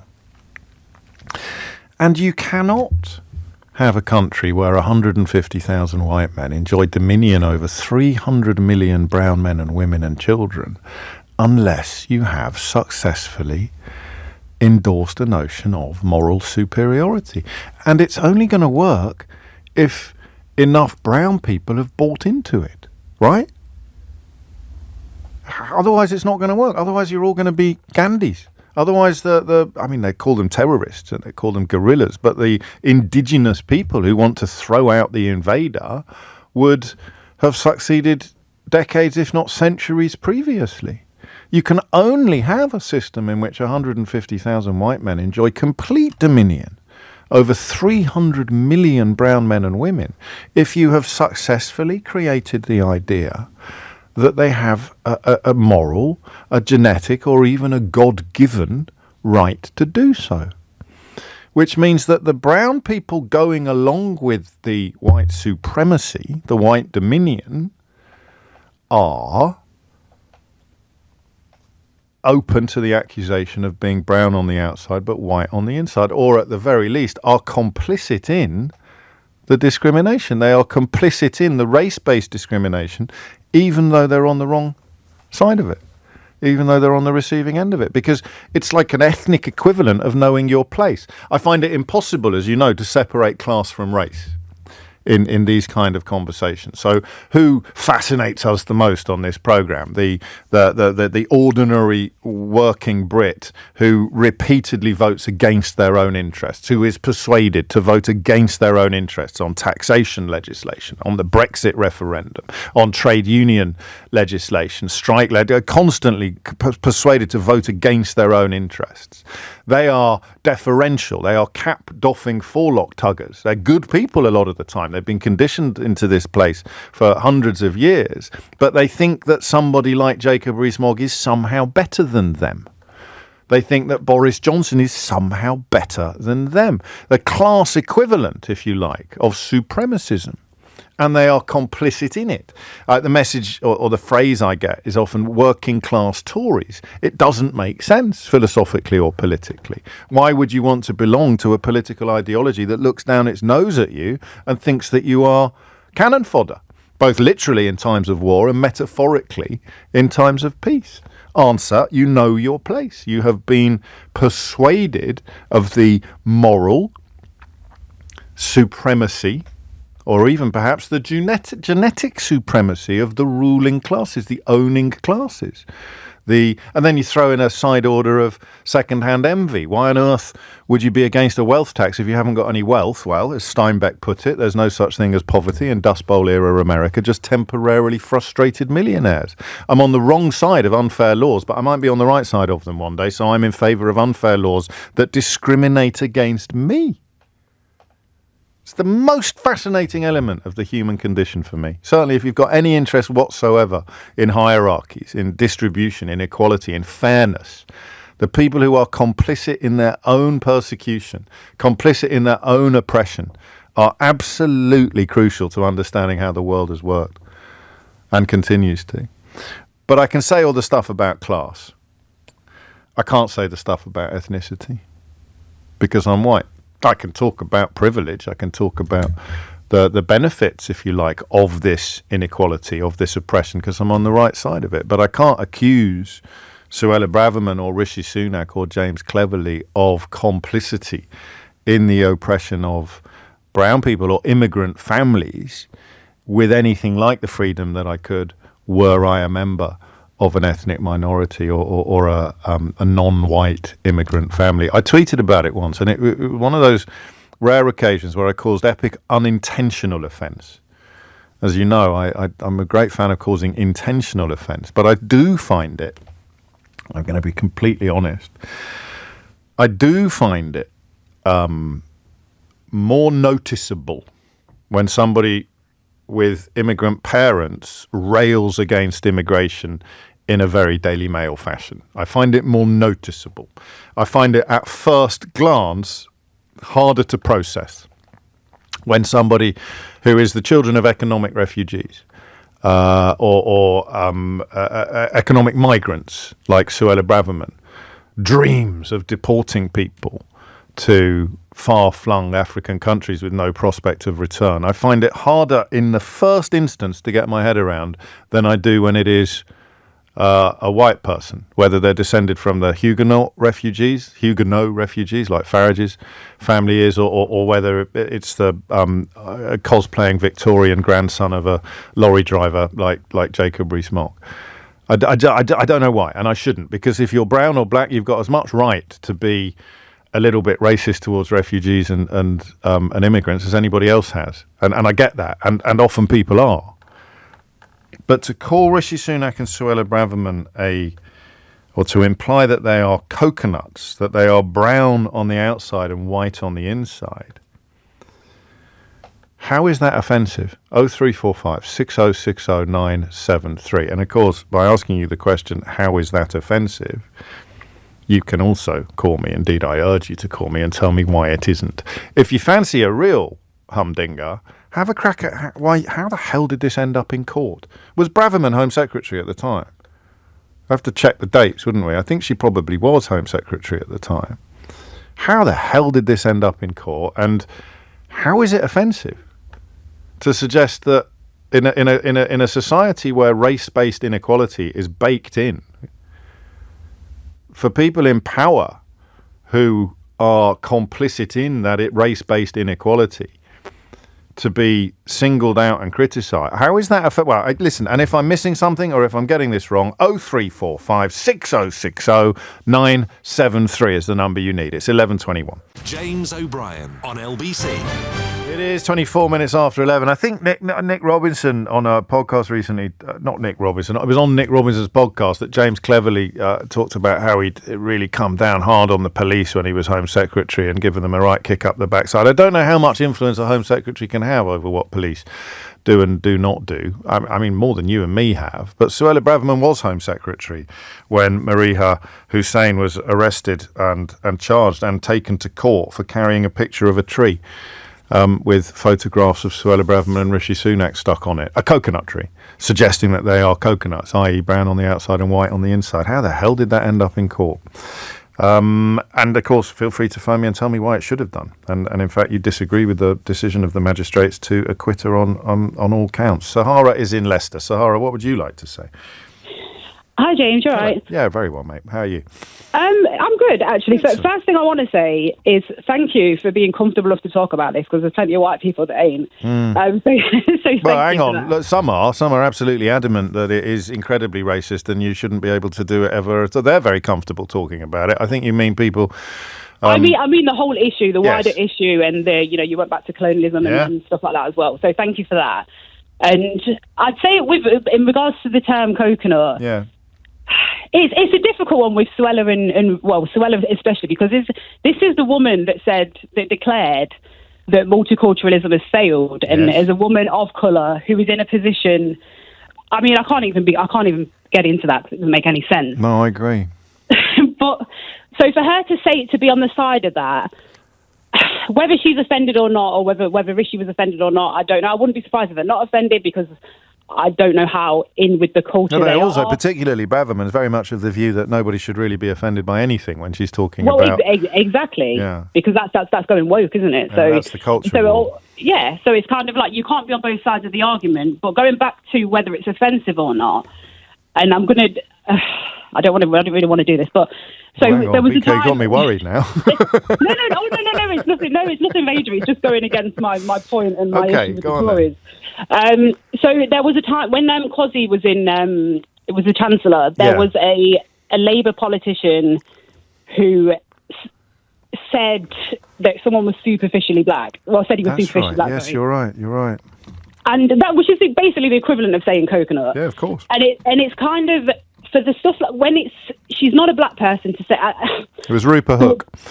Yeah, Rupert Hook, thank you. So when Rupert Hook said that, she said that about a black man, it's coming from an Asian person, and it's kind of, and I think when it comes to black people, from my experience, from how I've seen it used and how, it's used on people I know or whatever, it's kind of, there's a kind of undertone with black people. It's like what coconut means when referred to a black person is that they're getting above their station, or, terms like superficially black. It's kind of, this person is not what being black is, which is socioeconomically lower down and, stuff like that. I don't know if I'm making any sense. No, you are making sense. I mean, Keir Starmer called Rupert Hook's comments racist. She did go a little bit further. And I didn't understand this bit. She said, if you hear him on the Today programme, you wouldn't know he's black. That's of a slightly different order from accusing somebody of colour of upholding a fundamentally racist social structure, which seems to me to be supremely uncontroversial. Context. You think the coconut thing is uncontroversial, or to accuse for a brown person to accuse a brown person, or a black person to accuse a black person of helping to uphold a racist order, a racist structure. You'd have to work quite hard to explain to me where the offence lies in that. Yeah, I mean, you can defend yourself if you're Suella Braverman or Rishi Sunak. You can say categorically not, but to do that, you'd have to say the country isn't racist, or I'm not contributing to racist structures or racist tropes. Meanwhile, I'm dreaming of deporting refugees, and I'm doing nothing about the institutional racism in the Metropolitan Police Service. Despite the fact there's nothing about me that's white, and I'm a child of refugees, at least immigrants anyway. Yeah. I don't know where we go to get the person who tells us that it is offensive. Do we find the person of colour who is routinely called a coconut and thinks it's unfair, and do they refuse, or do they not acknowledge the possibility of it sometimes being fair when it's applied to other people? I don't know. 0345 6060973 is the number that you need. Listen, it can be offensive. Uncle Tom is, of course, another phrase that is bandied around in a very, very similar space. But it doesn't mean that it's criminal. And it doesn't mean that it's not a fair criticism sometimes, that somebody is complicit in an unfair structure. You'd have it with Irish Catholics in Ireland under British colonial rule. You'd have Irish Catholics who were accused of, frankly, they were accusing each other of everything all the time, but you would have loads of Irish Catholics who were accused of, and they were. They would be working on behalf of the landowners. They would be turning their own people out of their homes during the potato famine so that the land could be turned over to sheep farming. What are you going to call them? I don't know what the word actually was. Someone will no doubt enlighten me. But it is a lot more nuanced, perhaps, than this court case would seem to allow. It's coming up to 11:30. You're listening to James O'Brien on LBC. Thomas Watts is here now with your headlines. James O'Brien on LBC. 11:33 is the time. Extraordinary events at the oldest Jewish newspaper, I think, in the world, the Jewish Chronicle. No one's quite sure who owns it. But if I told you that a man on the board of the BBC, a non-executive director of the BBC, the last time we checked, was the front man for whoever it is that owns it, it is presiding over a regime in which blatantly false pro-Netanyahu propaganda has been published. 9 articles by the same journalist whose own CV appears to be somewhat exaggerated or embellished. And yet a man called Robbie Gibb, who was given a knighthood by Theresa May, he is a non-executive director of the BBC with some responsibility for editorial policy, including on matters Middle Eastern, is the de facto owner of the Jewish Chronicle and presided over one of the worst scandals in... so if you take the importance of the issue as seriously as we do, it's one of the worst scandals I can remember, and he's still in post at the BBC. We'll catch up with Alan Rusbridger, who is something of an expert in matters media from all manner of angles, most notably as a former editor of The Guardian, in about 10 minutes on this very sad story, actually, for an awful lot of British Jews as well, who have either abandoned, in the case of many prominent columnists now, have abandoned the paper, or, as you tell me, felt for some time that it surrendered any claims to objectivity or even honesty some time ago. I'm afraid that accusation is now impossible to refute in the context of the latest story. Soup takers was the phrase I haven't come across. My Irish history isn't good enough, I'm afraid. It will be, because I've got it on my list. It's one of the things I love learning about. Soup takers. So during the Great Hunger, Catholics who sort of crossed over to the sides of the oppressor were called soup takers. And do you know the origin of the word boycott is relevant here as well? So during the Irish Land War, as it were, there was an absentee English landlord. I think he lived in County Mayo, but he employed someone called Captain Boycott to chuck out tenants from farms who needed a 25% discount, they said, to keep their heads above water on their rent during the Land War, and he offered them 10. So Boycott was ordered to evict 11 tenants. It's one of the things that brought Charles Parnell, who's the Irish leader at the time, and he gave an instruction that nobody should move in to the farms from which tenants have been evicted. That's where we get the word boycott from. So in the context of English oppression in Ireland, what would you call, if you did, and it worked brilliantly. Boycott was isolated. His workers down tools in the fields and stables. Staff in his own house stopped working. Local businessmen stopped trading with him. Even the local postman refused to deliver his mail. It's the first boycott, and his name has become a figure of speech, a boycott. So, but what in Ireland at the time would you have called somebody who did trade with Charles, but someone who helped to uphold the oppression? It's just an example of the normal population being free to choose to either join in to oppression or exploitation or resist it and reject it. And if you accept that Britain has quite a lot of racism baked into its social structures, then the insult coconut perhaps assumes a resonance. I don't know. Richard's in Stoke Newington. Richard, what would you like to say? Yeah, hello, James. Hello, Richard. I think, I find the term coconut offensive. Well, it's meant to be offensive, isn't it? That's the point. It's a question of whether it's justified or not. Well, this is what I was going to say, right? So I find it offensive, but I don't think it should end up in court. Right, and it shouldn't end up in court. But it should be discouraged, I think. Yes. Right, and I mean, when I say it shouldn't be, when I say it shouldn't end up in court, I mean it shouldn't end up in court if it's said by someone, if it's said by, for example, a black person, and it should be discouraged because it's standard, what I would say, standard plantation operation.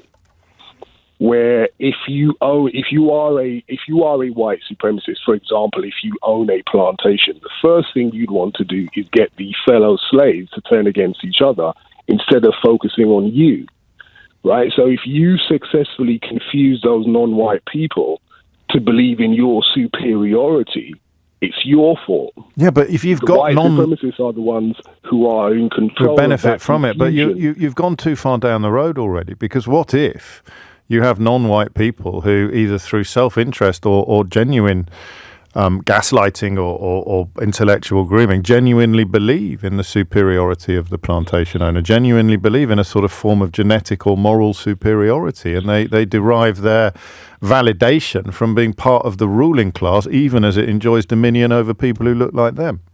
Then what do you do? Well, because I think the only reason that you would think that in the first place is if you have been successfully confused to believe that in the superiority. Yes. So, but how do you push back against that then? By pushing back against the white supremacists. If you don't know that you're supposed to be pushing back against those white supremacists who aren't superior to you, then you have been successfully confused. You can do both by the white supremacists. But surely right? the biggest obstacle to the target you describe would be the people who are fairly described as coconuts. Not because you're right. Sometimes it will be unfair. Sometimes you'll be called a coconut because you listen to rock music instead of rap at high school or something like that. But in the context of upholding an unfair system, upholding a system of government in which the Metropolitan Police Service can be routinely and repeatedly judged to be institutionally racist while claiming as Home Secretary that either it doesn't exist. They put out a statement, didn't they? They put a report out claiming there was no such thing as institutional racism. If you're complicit in that, what do you do to resist? Okay. So what I was going to say is from what I've been able to see, the non-white supremacists are very, very successful at getting their victims to engage in, how can I say, non-effective strategies of counter warfare. That's how I put it. Right? Yeah, I do understand what you're saying. Right. What I'm saying is non-white people name calling each other doesn't help you. That has never worked. Well, I'm not going to. Never worked. Are you sure it's never worked? I just described it. I admitted. We're all still. I'm trying to explain. I'm saying after we've done name calling each other. Well, after we've done name calling each other, we're still victims of racism, white supremacy, I think. Yes, but after the Black Lives Matter. But hang on, stop interrupting me when I'm trying to interrupt you. You're trying to interrupt you. Yeah. It's outrageous behaviour. Institutional racism doesn't exist. That's from the government's own race commission. Yeah, but we know in a landmark report, and you know that it does. We all know that it does. If you're a person of colour in that government and you are claiming that this is true, you're saying that don't focus on them, focus on the white people. Yes, but they're being used as camouflage. Right. They we're going to disagree about this. Okay, I think it's impossible. Once we get our heads around that, it is impossible to have a system of racism, white supremacy without collaborators. Yeah, it's impossible. You can't get rid of no matter what sort. If you have a system that basically you're. What was apartheid era South Africa? I don't know, but apartheid era South Africa was probably the closest you get to having no collaborators. Let me just finish my thought. I will. Sorry. Right. So if racism is, I look at racism as a system, right? That subjugates, dominates, mistreats black people in economics, education, entertainment, labor law, politics, religion, sex, and war. If you have that, if you have such a system, how can you have such a system without collaborators? So if we look at that as a given, that there will always be collaborators for that system to exist in the first place, the only way to get rid of that system is to go against the people, the problem makers. It's not either or. And here's the problem with. Can I tell you? No. I have to speak. Richard, I have to speak. I have to tell you why you're wrong. Yeah. That's what I'm paid for. I have to tell you why you're wrong. Okay.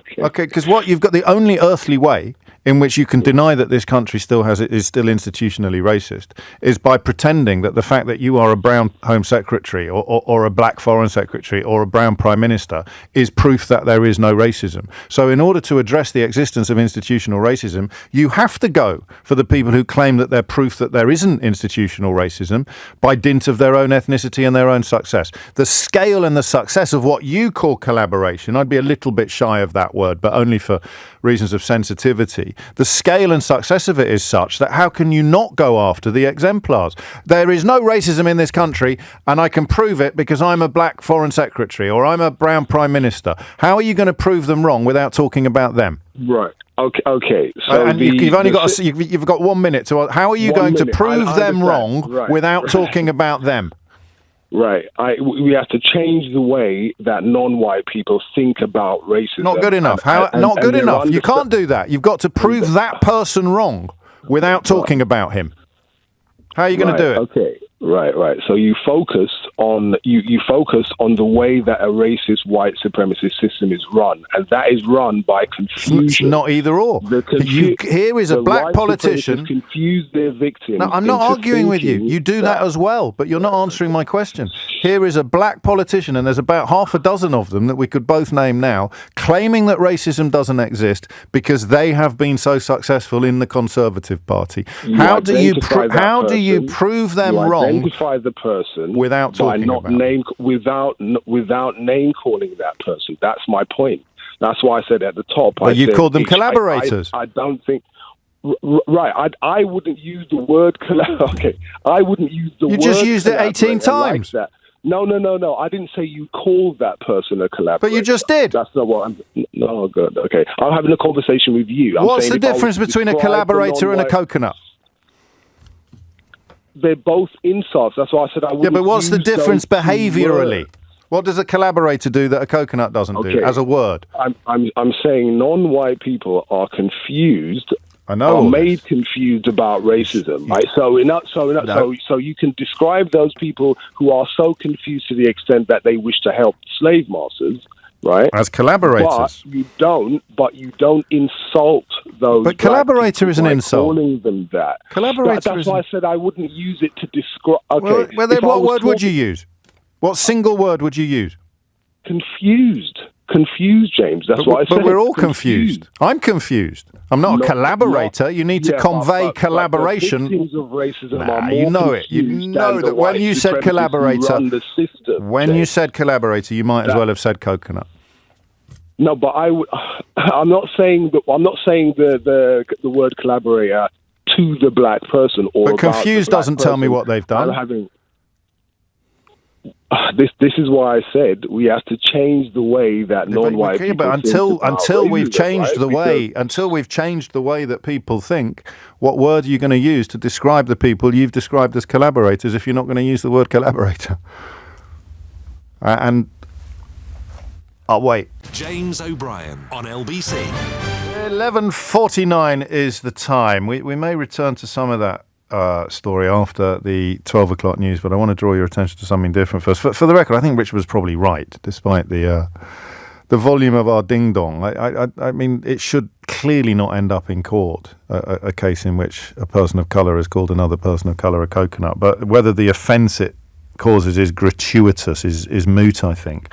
Turn our attention next to a very different story. The headline in the Times today: columnists shun Jewish newspaper over false articles. And erring on the side of caution, they put the phrase false articles in quotes. Alan Rusbridger, editor of Prospect magazine, former editor of The Guardian, joins me to discuss this. There are two stories here, Alan. There is the story about malfeasance at the Jewish Chronicle, and then there is the story about the apparent owner, or certainly the frontman for whoever the owner is, and his continuing role influencing editorial policy and lecturing BBC journalists on impartiality. So we'll keep them separate if we can. Can you begin by explaining what the Jewish Chronicle stands accused of? The Jewish Chronicle stands accused of running a number of articles by a man called Elon Perry, some of them extremely sensational and which really suited the agenda of Bibi Netanyahu, the Israeli Prime Minister, and a correspondent for the 972 website in Israel, David Reif, investigated one of these stories along with other Israeli journalists, and they concluded that the story was complete fantasy. They quoted the intelligence community at the IDF, calling them wild fabrications, 100% lies, and totally baseless. And he wrote this up about 10 days ago, and it took a long time for the Jewish Chronicle to do anything about it.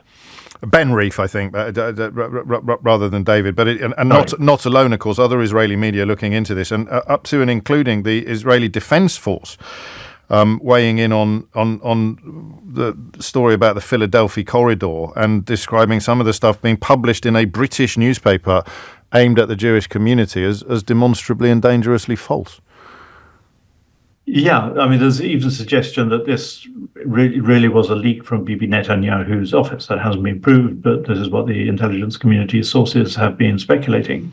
And the journalists then looked at this guy, Elon Perry, and found that many of the claims he made for himself, such as that he was a lecturer at Tel Aviv University, or that he took part in the 1976 Entebbe raid in Uganda, were baseless. So he has the feeling of somebody who is, how can one put it politely, unreliable. Although he, of course, denies all the allegations, describes them as a witch hunt, and has said that he provided the newspaper with great stories and scoops.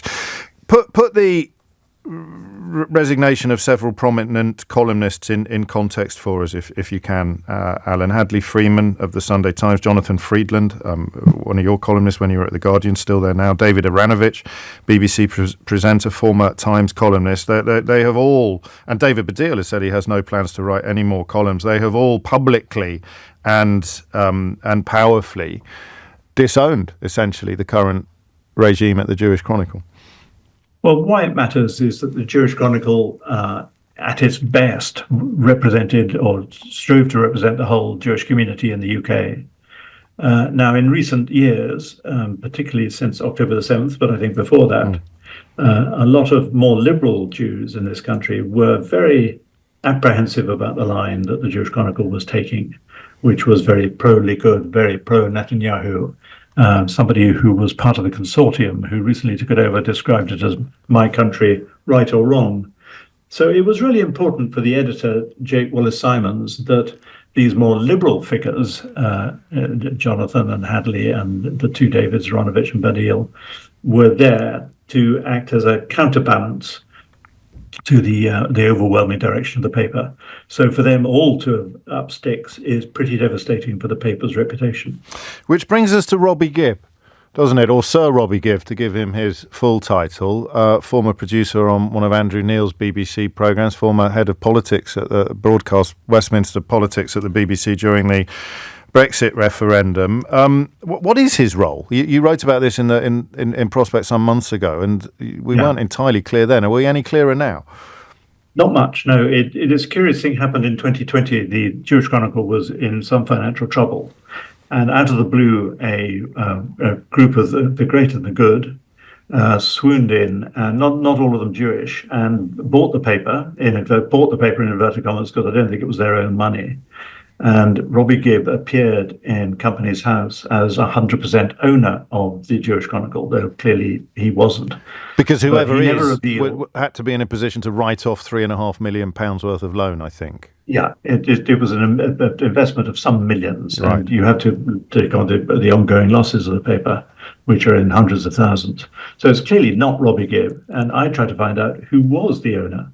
And I met a complete blank wall. Nobody would say who the owner was. I asked the editor, and he said, well, that's not really my department. So, I struggle to think of any example in British history, let's say over the last 100 years, where a significant paper, we don't know who owns it. It's just unheard of. And yet that's the stance that they've continued to the day. And this is significant because Gibb, as the 100% owner of the Jewish Chronicle, if he still is, sits on the crucial key editorial standards committee of the BBC, which the chairman, Samir Shah, said is about to investigate the BBC's coverage of the Middle East and Gaza. I can't see how he can possibly sit on that committee and portray himself as a beacon of impartiality, sitting in judgment on BBC journalists when he has this ownership of this paper, and which is now mired in a crisis of its own. So you think his position is untenable at the BBC? I think there's no question that he can't sit on this editorial standards committee any longer, I think. And the fact that he signs up to transparency when he becomes a BBC director, and yet he refuses to say who owns this paper that he is down on paper as owning. And, of course, not that long ago, we were reading reports that he was lecturing BBC journalists on impartiality itself. Well, he's taken I think this is what pisses off a lot of BBC journalists, excuse my French, but he does lecture BBC journalists regularly on impartiality, and has even tried to intervene to stop appointments because he doesn't consider This would be Jess Brammer, the former deputy editor of Newsnight, who he was keen not to see appointed to an executive position. He stands on a pulpit of his own lecturing about impartiality, and yet he seems not to be able to see the problem that his covert ownership, I say that in inverted commas because, as I say, he doesn't own them, but he refused to say who does own it, of this paper, which is now, this is not the first time they've been in some ethical difficulties. And the regulator, Ipso, of the press, was even invited to conduct a formal investigation into the standards. And one of the reasons for turning it down was they said it had new owners, which made me laugh, because they don't know who the owners are.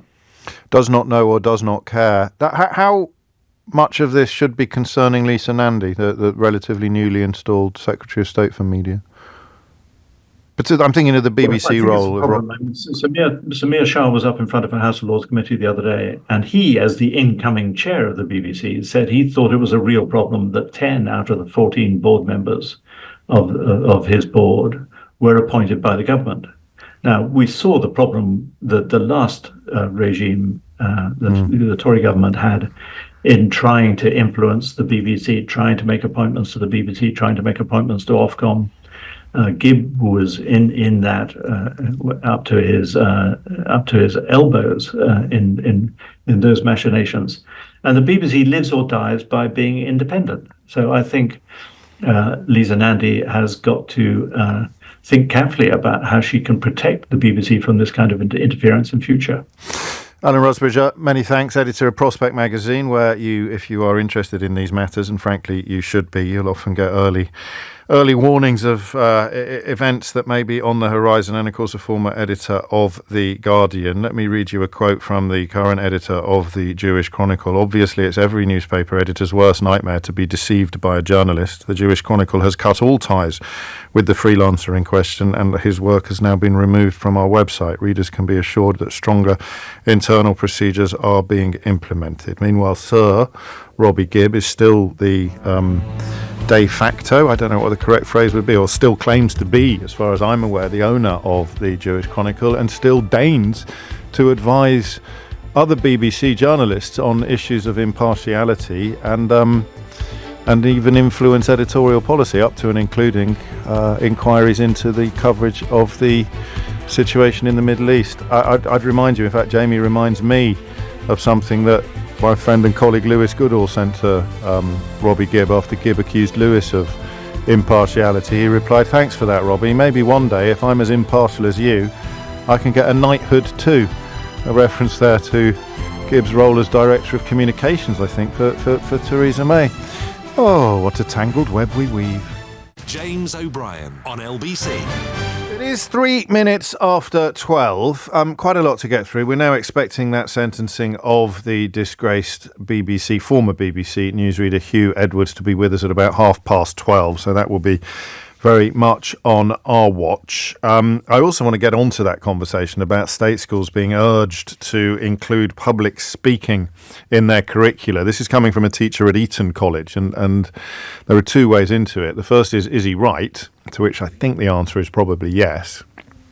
But the second is, how feasible is that in the current state system? And is it a slightly pie-in-the-sky suggestion that could only come from someone a million miles removed from it? So we will get onto that shortly as well. But I felt we could do a little bit more justice to the conversation about the coconut trial, as it has become known. And it's become known as that partly because of the hashtag coined by Nels Abbey, who's a writer and author, responsible for Think Like a White Man and the Hip Hop MBA, and a familiar voice in these kind of discussions. And indeed, it was on his social media that I culled some of the inspiration for my thinking in this field. So I'm delighted to see that he rang in during the last news bulletin, and we'll hear from Nels in Camden now. Nels, what do you want to say?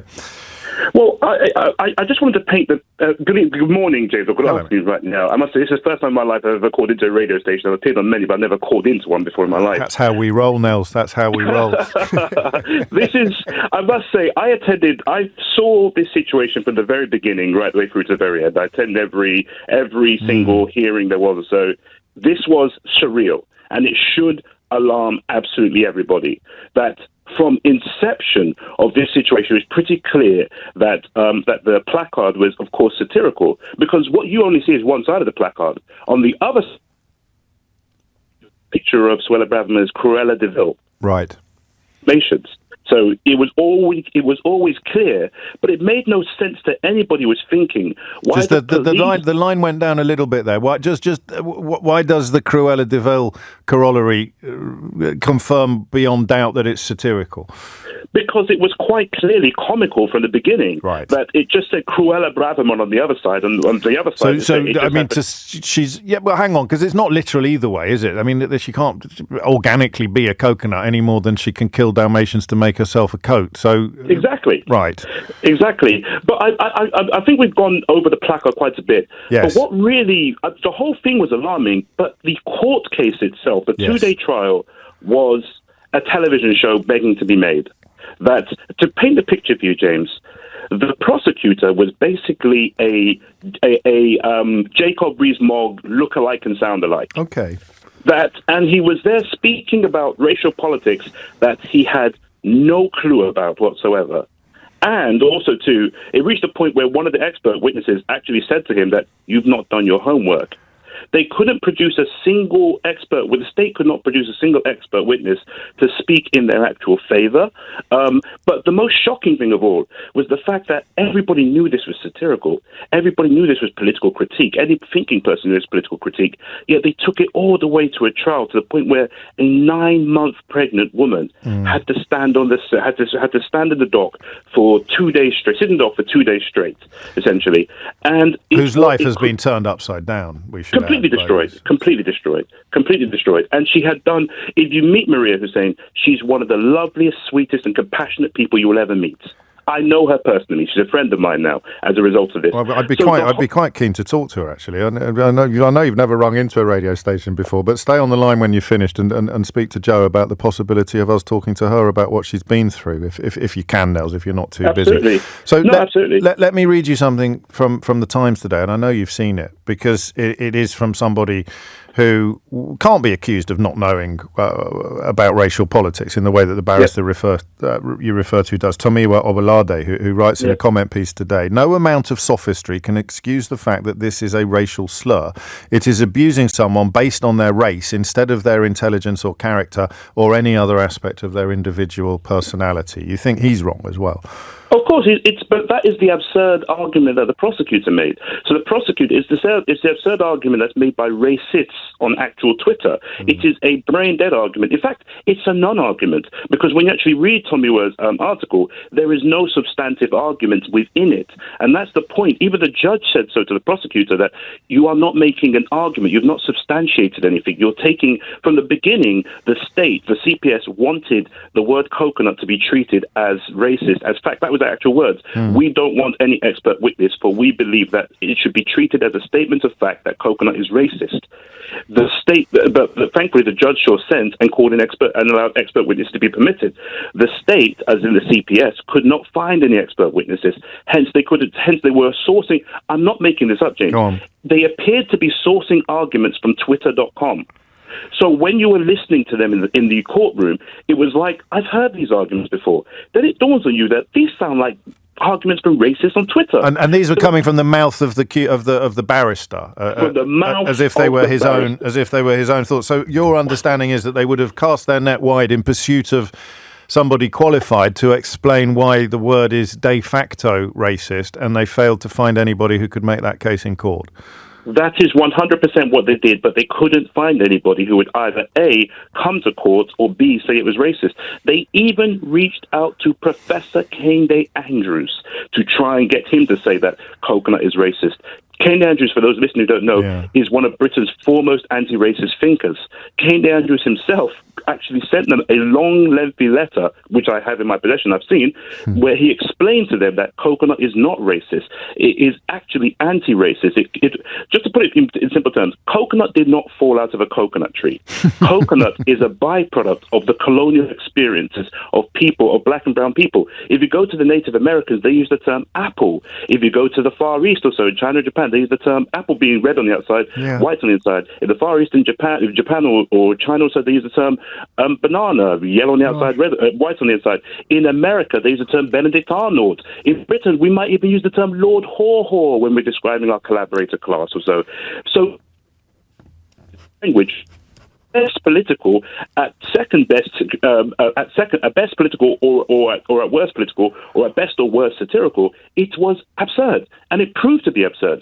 But the state must now be wondering, why did we bother? Why do we put a 9-month woman on trial for what was essentially a satirical placard? Well, you tell me. How do you, and you can move into the realms of speculation, obviously. What do you think happened here? How do you because you make the point as well that, you know, we were talking about Frank Hester again on Friday, the enormously racist businessman who's given £20 million to the Conservative Party and described wanting to see Diane Abbott shot and how she made him want to hate all black women. And the police are still investigating him, of course, although the wheels have moved noticeably more slowly than they did in the case of Maria Hussein. What do you think actually happened here, Nels? Because your incredulity, coupled with your use of the word surrealism, suggests that something a little bit extraordinary may have unfolded. There's many things that may have coincided here. I think on one hand, we have lived... The phone line is I give you. We'll have one more go at this. Otherwise, the phone line's cutting in and out, and we'll have to call it quits. Go on. Can you hear me, James? Yeah, I can, but I don't know how long for. Okay, so so I think we're experiencing the diversifying of state racism in Britain, right. And there's been a clear effort to ensure that those people who are the principals within that diversification, the Kemi Badenochs, the Suella Bravermans, Rishi Sunak, so on and so forth, that they're almost protected to an extreme degree and can conduct this squalid maneuver, Operation Folly, whatever you wish to call it. But there's other elements that still doesn't make any sense to me. That I stay up at night thinking about. James, we're both writers.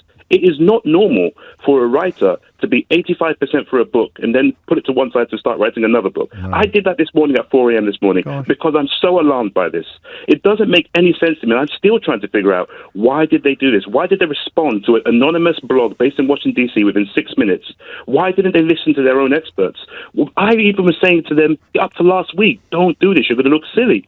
So it doesn't make any sense to me. It is fascinating, and it's also rare for someone to answer a question with that sort of expression of bamboozlement and befuddlement. But I completely understand why. It is impossible. Normally, you exclude the impossible, and whatever you are left with, however improbable, must be the truth. But in this case, it's hard to discern even that. Nels, thank you. Yeah, there's nothing to stop you, of course, getting both books out there in time, says the man who postpones deadlines more violently than possibly anybody else who's ever picked up a pen. 12 minutes after 12 is the time. I want to draw your attention to something else as well now, which is in the arena of public discourse. The front page of the New York Times today reports that Russia secretly worms its way into America's conservative media, and it tells us more about the case we discussed last week regarding a woman called Lauren Chen setting up a company that went on to create the social media outlet called Tenet Media, and the major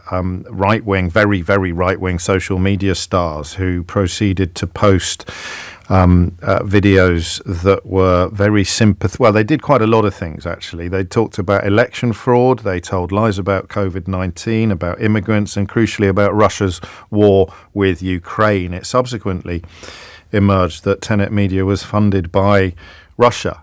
We know that between 2016 and 2020, Russia employed armies of internet trolls, fake accounts and bot farms to try to reach American audiences with debatable success. And quite a few people are wondering about whether or not something similar may have unfolded in Britain, to which I don't know. I find it almost impossible to believe, as did our experts last week, that there wouldn't have been some sort of equivalent British operation. Certainly Brexit seemed to have been influenced heavily by online posting and online propaganda, and everybody knows that instability in the West is great news for the Kremlin. I don't know why, I'm just asking questions, but it did remind me of this encounter between Tucker Carlson, who of course has been considered too much even for Rupert Murdoch's Fox News outlet, and has subsequently found himself popping up in Moscow interviewing. Did he interview Vladimir Putin himself? He's certainly been doing some very he did, didn't he? Yeah, funny that. And I don't know if you recognise the other voice in this clip from a few years ago. And the left in Europe has so much in common with the left here. They do want conflict with Russia. That's obvious. It's becoming clearer in the United States. Why is that? What's the impulse behind that? What about Russia enrages them in a way that, say, North Korea and Iran do not? Well, they have to have an enemy, don't they? And what Putin represents, of course, for all his faults, but he represents a strong leader who believes in his own nation. They call it nationalism, nationism. They talk about these things in pejorative terms. Of course, Putin doesn't like the European project, because the European project wants to make Ukraine, his next-door neighbour, a member of an alternative political and military alliance. You know, come on, you can't blame him for that. You can't blame him for that, indeed. I believe that Nigel Farage is coming on Nick Ferrari's show later this week. There's something else you might like to ask him about. It's 12:15. James O'Brien on LBC. 17 minutes after 12 is the time. State schools must include speaking as crucial life skill, says Eton teacher. It's not the best headline I've ever read, is it? Obviously, people who are non-verbal would balk at that headline in a way, but generally speaking, speaking would be widely regarded as a crucial life skill, wouldn't it? But they don't mean just speaking. they mean sort of public speaking. State schools should set up debating clubs and train teachers in the art of encouraging classroom discussions in order to improve children's oracy. How do you think you spell oracy? If I showed you the word oracy, if I held it up on a card, would you think it was a real word? So I don't know if I've ever mentioned this to you before, but I was actually a national schools public speaking champion in 1988. Stop laughing. And I didn't know oracy was a word. So I was a national champion oracy person. So I know orator, and I know oratory, oratory, orator, oratorical, but I don't know. I never knew oracy. I didn't know oracy was a word. And I guess it does things that the word oratory doesn't do because it doesn't have to be addressing an audience per se. Oracy could include group discussions. So a classroom discussion it means a kind of verbal facility, what we might once have called a way with words, a kiss of the Blarney Stone, the gift of the gab, some of which is natural, some of which is innate, but this teacher would contend some of which can be taught. Private schools have loads of this. You know the distinction between private education and state education is quite blurred because some state schools step up to the plate remarkably in extracurricular areas and funding models and the wherewithal of the PTA and the amount of sharp-elbowed parents who are propelling the school. That you can't make an overall. Oh, God, that took me a moment, actually. Sean's been inside. Is that the bloke from the Smiths? Oracy? Yeah? That's really funny, actually. That one drew my attention. No, mate, that's more. Two of you've got. Since when did the listeners to this programme get funnier than I am? That's outrageous behaviour. So you can't make broad, sweeping statements about the difference between private schools and state schools. Of course you can't. But what you can say is that you are much, much, much, much, much more likely to be able to join a debating society at a private school than you are at a state school. And what I don't know, because I haven't really got the experience of it, is how fair it is to suggest that teachers in state schools need advice from a senior leader at Eton College on the importance of encouraging classroom discussions. Teachers might like to respond to that. Is it the case that you need a teacher? Well, I don't know. I don't want to set it up as some sort of quasi-class war. But the idea that I'd never thought of that before. So this chap jumps up and says, have you ever thought about encouraging classroom discussions? I'm from Eton College. And you go, wow, God, no wonder they pay you the big buck. What, you mean that we actually have a conversation in a classroom between the kids in the class? God, whoa, you're a genius. That's one of the whoa. So I don't know. Does he have a point as a teacher in a state school, or as somebody who recently left a state school? Does he actually have a point? Do you look back upon your lessons and think, do you know what, we could have actually had more classroom discussion? Because do you know what I'm doing here? I'm engaging in a form of inverse snobbery.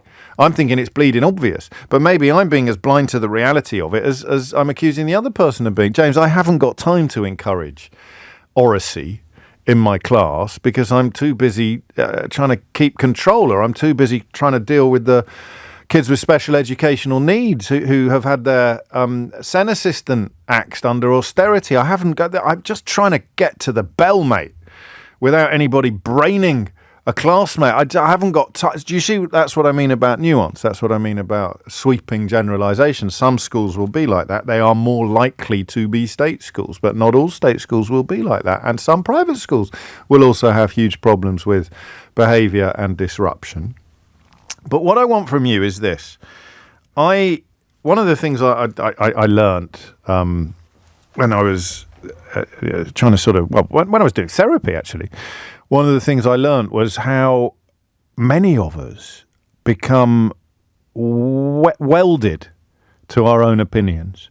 There's a story last week I completely got taken over by. I didn't have the time to get it to you, but it's about people who find it impossible to say that they're wrong, like an almost engineered inability, almost like a psychological impossibility of saying that you're wrong. And I used to be like that. I'm far from 100% cured. I'm not sure I ever will be, but I do find it, as you've noticed, a lot easier these days to say that I'm wrong than I used to do. And indeed, I wrote an entire book about it, how not to be wrong, the art of changing your mind, which on reflection should have been called the art of admitting you're wrong, actually. But I just had a bestseller called How to Be Right, so How Not to Be Wrong seemed like a natural progression. It's not the best title. How They Broke Britain is a brilliant title, and it was still in the top 10 yesterday. That's absolutely unbelievable. But enough about me. I don't need any help or advice in understanding why public speaking is a good thing for young people to do, because I did it a lot, and extraordinarily, I did actually manage to turn it into my career.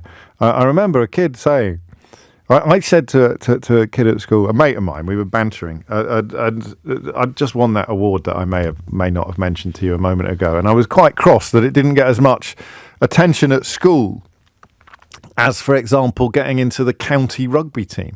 And my mate had just got into the county rugby team, and that was like a big poster up in the main hall.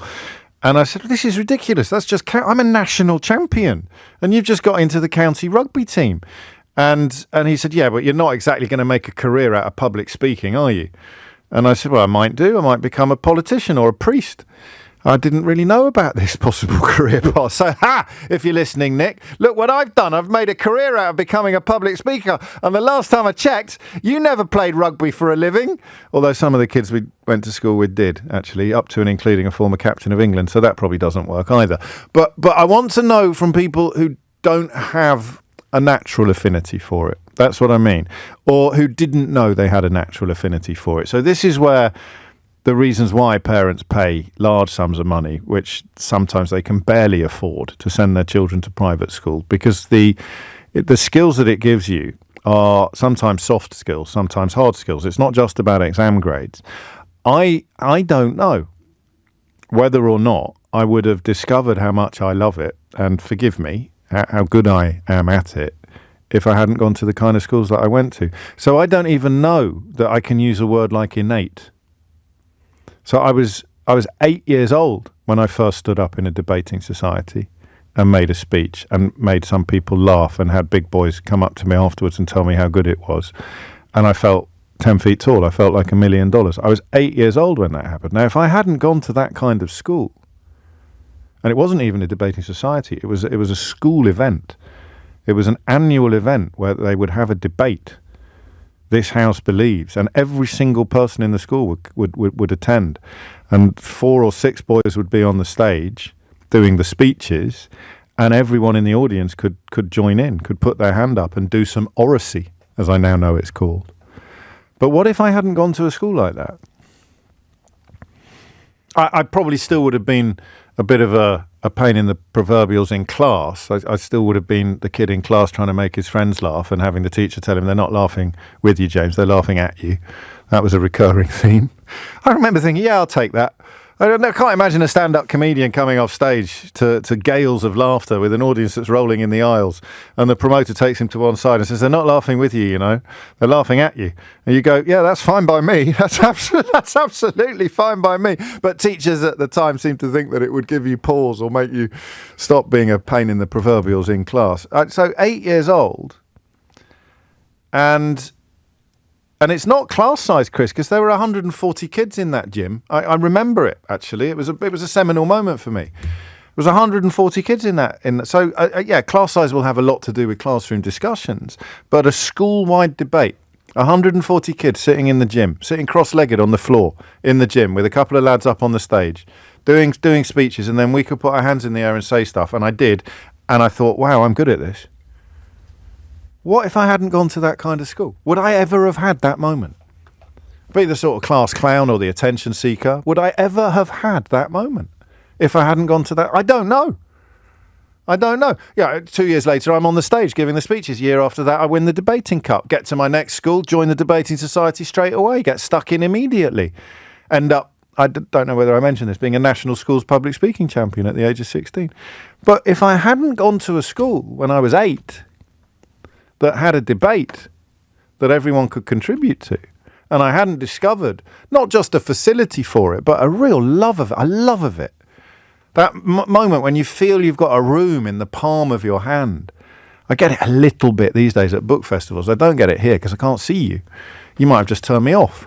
You might be flossing your teeth or something. You could be in the bath. You might be on the toilet. I don't know what you're doing while I talk to you. It's not the same as addressing an audience. It's a completely different dynamic. I talked to Tony Blackburn about this a bit on Full Disclosure a couple of weeks ago. We would not do any other job in the world, Tony Blackburn and I, than the jobs that we have. There's something about radio that speaks to almost every fibre of my being. I love it. I love it. I love it. I love it. But being in front of an audience just it reaches one tiny part that nothing else can quite reach. And I discovered at the age of 8 that I loved it. So I want to know whether or not it's something that you can appreciate the benefits of, even if you weren't immediately good at it. Do you see what I mean? If it's something that can be encouraged or taught, and I want to know what flourishes inside you. So one of my, oh man, I shouldn't have done that because I'm not going to, because the friend that I lost during lockdown, I get a bit emotional whenever I think about him, and he hijacks me like that. Do you get that with friends that you've lost sometimes, where you just merrily tootling along on a completely different subject and you remember your mate or even, I suppose, a family member, and it feels like you've just been hit over the back of the head with a kosh and you go, But he hated it. Absolutely hated it. He showed me once that his palms sweated. I thought that was a figure of speech. He said, look, mate, he said, my palms are sweating. And he had to go and deliver his own speech at his own wedding, I think it was. Absolutely. And he nailed it. He learned. He ended up running quite a big important company, and he had to give, big speeches to rooms full of tech bros and media people, and he smashed it. He did one with Jack Whitehall, and Jack Whitehall came on the stage and said, wow, how do I follow that? And that was my mate who left comprehensive school in Rochdale and broke out in hives at the thought of public speaking. So he could learn. Something got piqued, something got pricked, provoked inside him by it. So how do you put that into words? How do you describe that? What does public speaking give to people who are not necessarily, it's taken me 20 minutes to get there, but I know what the word I'm looking for is, who are not by nature show-offs? I am a show-off. I'm quite introverted outside work, but obviously I'm a show-off. If you're not a show-off, what does public speaking give you? 0345 6060 973. And can they do it in a school? Can they give it to you in a school? Because I think they probably can, but I'm coming from it from a very, very personal and specific perspective. 12:31 is the time. Hit the numbers now. You will get through. The number you need is 0345 6060 973. Amelia Cox is here now with your headlines. James O'Brien on LBC.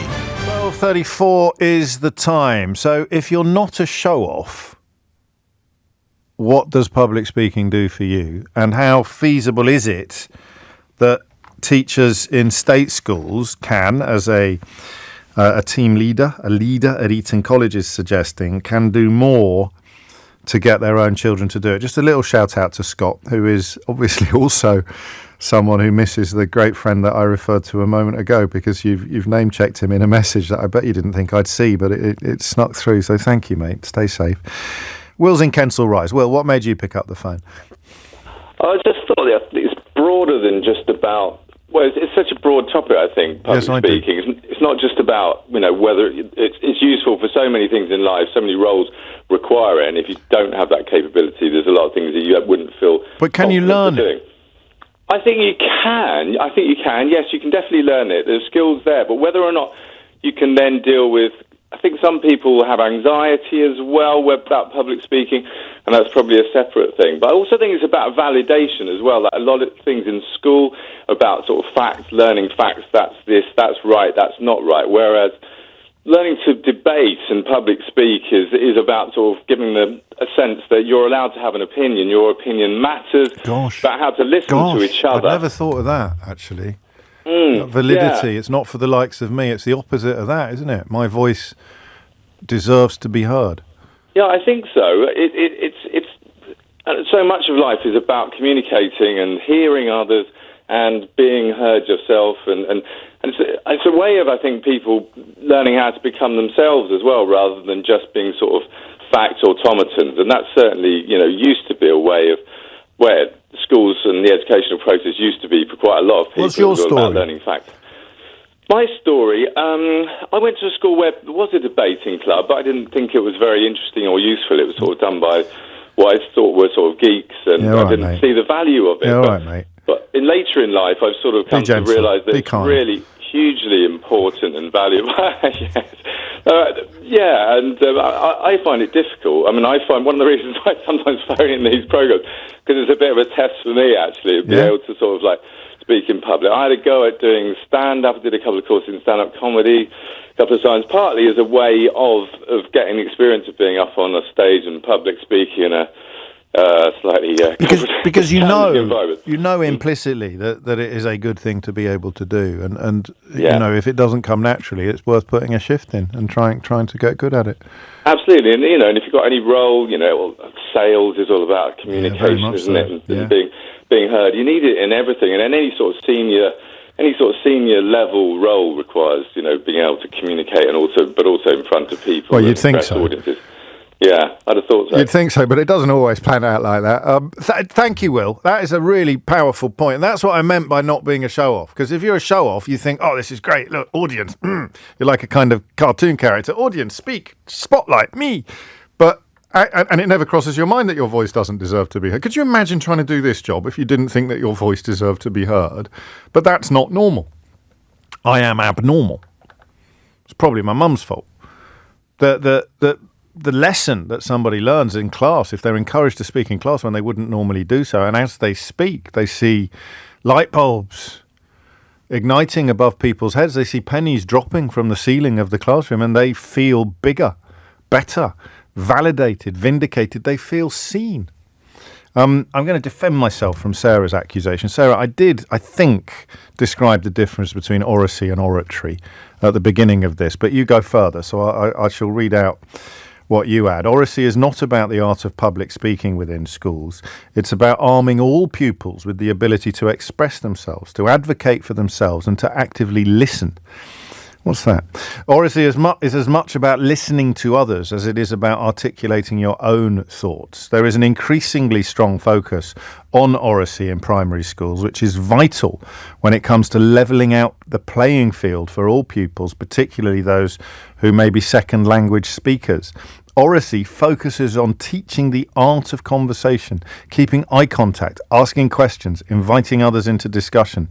These skills are particularly vital for the children of the COVID generation. So, ironically enough, Sarah tells us they're teaching this in state primary schools, whereas some of the most prominent products of Eton College, perhaps, would benefit from precisely the skills that she's describing. Keeping eye contact, asking questions, inviting others into the discussion, as opposed to just sort of arrogantly riding roughshod over all concerns and quibbles. 12:39 is the time. Matthew's in Camberwell. Matthew, what would you like to say? Hi, James. Thanks for having me on. Very welcome. I'm a state school educated person who's I've always really struggled with public speaking and that type of thing. Honestly, it's been quite difficult for me to even ring into this. I'm quite a difficult thing for me to do. But it's something, this is something I've listened to your show quite a lot, and this is something I feel really sort of passionately about. So went to a really poorly performing state school, sort of worked my way through that, never did any sort of public speaking, debating, anything like that. Could you have done? Was the option there, or was it just, that's what I thought. The option was never there, but I mean, you talk about it's not just about the schools putting it in place. It's about the whole sort of nature of state schools, or at least the one I went to. I mean, it was very like dog eat dog, and it was like if anyone, you had to stay away from the spotlight in order to get through. Basically, it's like like if you wanted to avoid getting picked on or like debating. I'm a public speaker, don't you know? Come and watch my speeches. Honestly, exactly what it is. You want to avoid that at all costs, but what you're saying very politely is I'd have got my head kicked in on a daily basis, Matthew. Well, no, but the thing is, all of this stuff seems important at that age. And now I'm 27 now. I've made my way, through A levels, uni. I'm a commercial solicitor in London now, but it's still not having the public speaking back, all of that stuff. It always affects me. do quite a lot of public speaking in my job, and I find it really difficult, like even on calls or meetings with 2-3 people, it's something I really have to sort of struggle through. And I'm not saying, I'm not saying state schools shouldn't do that. It absolutely should be something that they're doing, but it's not as simple as state schools putting debating classes and into place. But the earlier you do it, and that's why Sarah's comments about oracy, so it doesn't have to be a debating society. They could have just been more discussion in class, more encouragement to make eye contact. A school like mine, oddly, produces people who are just as unnerved by it as you are, but what we get taught is how to hide it really, really well. That's often what was described by a government minister a few years ago as public school swagger, is actually hiding it. When I'm, on rare occasions, someone's foolish enough to ask me to give advice to the younger generation, I always tell them everybody else is as frightened as you are. Except the sociopaths. They're the only ones that aren't frightened. But do you find it's getting better as time passes? It is, but I do agree it's so much harder. The older, if I'd started earlier, it would be so much easier. And you don't realise. I think I didn't realise until I went to university, because I studied law there, and obviously everyone's debating and mooting and all that kind of stuff. And I physically couldn't get involved with it. I just found it too stressful, too difficult, and I can well imagine really that. sort of. I wanted to be a barrister originally. Obviously, that dream pretty quickly went out the window, and I realised I just physically couldn't do it. Well, you're not a show-off. You're not a show-off by nature. No. I don't. Yeah, I don't. I think most barristers are probably show-offs. The best barristers are probably. I work with a lot of barristers, so I won't comment on that. That's a massissive yes from Matthew. But that's not a bad thing. In some ways, it's a good thing not to be a show-off. But that facility to do it. I wish you could meet my mate who passed away, because he went on a journey very similar to the one you described, and he ended up smashing it. By the time he was in his 40s, he could stand up in front of anybody. Yeah, and that's the aim for me, really. I just try to get there, but it's difficult. You will, mate. Seriously. Thank you. Absolutely. 12:43 is the time. You're listening to James O'Brien on LBC. I'm going to take this at face value. I've got no reason to doubt that it is true. But you remember a moment ago when I said I had no idea what you might be doing while I'm talking to you. It's very different to having an audience in front of you. I was in front of a lovely audience in Chiswick on Saturday night, and the dynamic is different. I said you could be flossing your teeth. Well, Sean got in touch to say, wow, I was honestly just flossing my teeth while listening to you. And this, I didn't mention this, Paul, so I've got no idea why you decided to share. Paul says, I was attempting to clip my toenails while listening to you. I don't know that we should open this. It feels a bit like a Pandora's box, doesn't it? What are you doing while listening to me today? I'm not sure I want to know. I think we've probably peaked, haven't we, with flossing your teeth and clipping your toenails? Anything more intimate than that, I don't want to know. Seriously. But what I do want to know is, I'll tell you what, let's take Matthew as a starting point there. And discovering a real facility for it quite late in life, because nobody gave the opportunity to discover it earlier. I wonder what that's like. It is coming up to 12:45. Sheila with you at 1, and we'll be back after this. James O'Brien on LBC. It's 12:47, and of course you can inculcate the opposite in a child when they're at school. You can create whatever the opposite is of oracy skills. This is very moving, actually, from Mike. I hope you're still listening, Mike. I get paralysed by speaking in public, James, where I can't breathe and I lose control. I was scared of teachers at school who could hit you at any moment without any provocation, and bullies that would jump you for being a swat if you spoke out loud in lessons. I'm sure it's held me back in my career. I'm 53 now, and I still get very nervous even answering the phone in an open plan office. I hate the way I am, and I could never ring in, even though I wish that I could. Oh, man. Mike, if you ever do ring in, I promise you that we'll have a good chat, yeah? I promise you that no one will jump you or hit you or hurt you metaphorically or obviously physically, but I'd consider that such an achievement if one day you did feel comfortable enough to ring in, and I really hope that you do. On a slightly less serious note, thank you. I should have known. Everybody's getting in touch to tell me about the slightly unexpected things they're doing while listening to the programme. It's strange how many dentists I'm on in. Why do you have me on in the dentist? Take your mind off having a tooth extract. I've got 2 people having teeth extracted and 3 people telling me I'm on in the dentist. In the waiting room or in the actual surgery? I know dentists have me on in the surgery, actually, because if you do, it's a bit like driving. You need a little bit more sustenance, intellectual sustenance, something to chew on, rather more than just music. James says, I was dyeing my beard, James, but I was paying full attention, I promise. I'm knitting a blanket for my 4th great-grandchild while listening to you, says Christina. That'll do. I run a little coffee shop in Cornwall. I close the shop on my own on many days, and staff, I presume you mean you are... Oh, I see what you mean. And you're part of my closing team, James. I listen to you on catch-up while baking, cooking and cleaning. Thank you for being part of my closing team. Liz, you are more than well... Isn't this lovely? Another dentist. This is unbelievable. And I can't tell you what I'm doing, says Topo.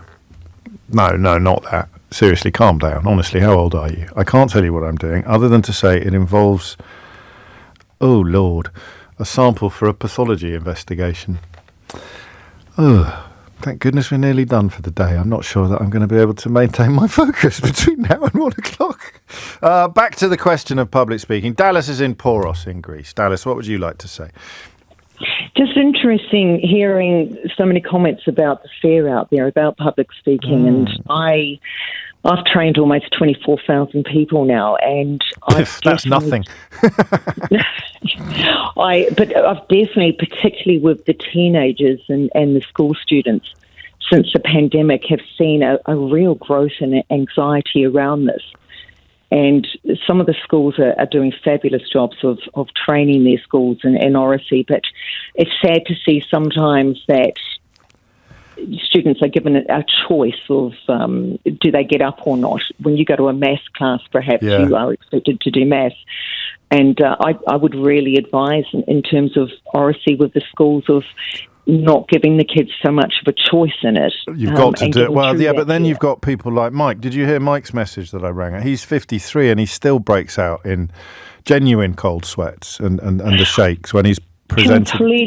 Completely understand, and that's why the younger you are trying to get through this one. I had a young boy, about 9 months ago, when it got to his turn to learn this, he said no, not going to do it. He literally was shaking, and this went on and on. We went out in the hallway. We finally got him up to do just probably answer a couple of questions, and then a couple of hours later he came up for a public speaking game and he answered a couple. And in this particular school, they train all the year 9s and some of the confident year 7s and 8s. At the end of the day, all the students in that particular class, about 32 of them, were offered the opportunity to do more volunteers only. And I was incredibly surprised to see this young lad put his hand up. And he went on to advanced training, he went on to junior masters, he went on to masters. That was a Tuesday afternoon when he was shaking. On the Friday afternoon, he got up and did a speech in front of 200 others. Oh, man. Without notes. It makes you wonder what would have happened to Mike if someone had taken him in hand when he was at school. So you're a bit like you sound a bit like one of those singing teachers who says that everyone can sing. I honestly believe that the cruelty is allowing these kids to think they can't do it. Yeah. But let me just finish that story for one moment. Okay. When I interviewed him on that stage, I said, why? Why did you put yourself through that? Yeah. And he said, from the age of 7, I've had crippling anxiety, and I no longer want to stay hostage to that.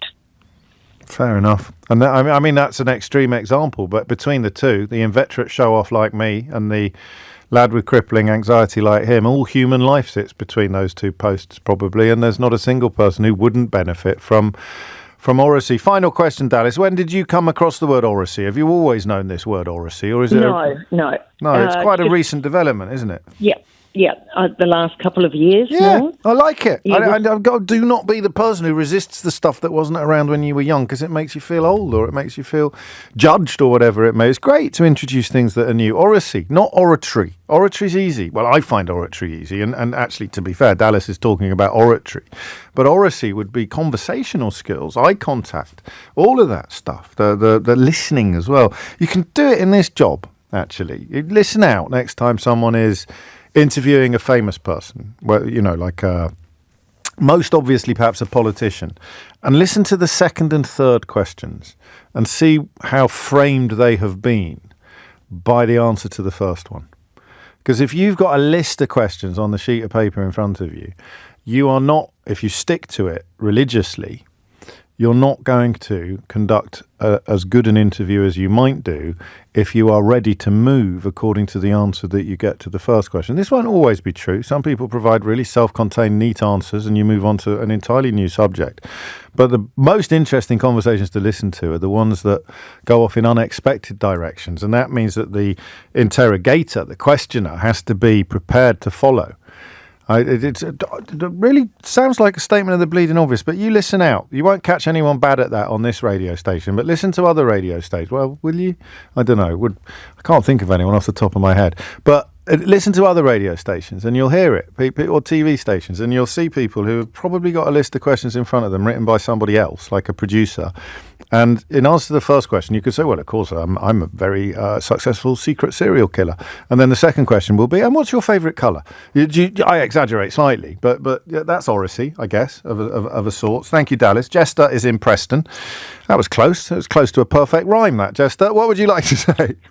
Hello, James. Hello. I've never called you before. Welcome. This is my sister, who's probably listening, will be absolutely flabbergasted.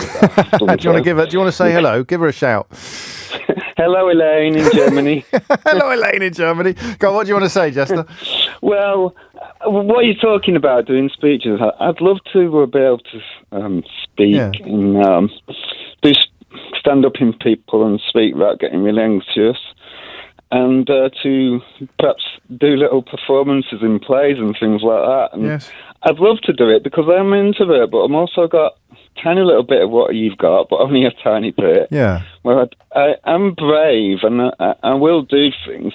I only, my experience of school echoes what that guy said earlier. Yeah. I was assaulted by a teacher at school for losing a place in a group reading. Right.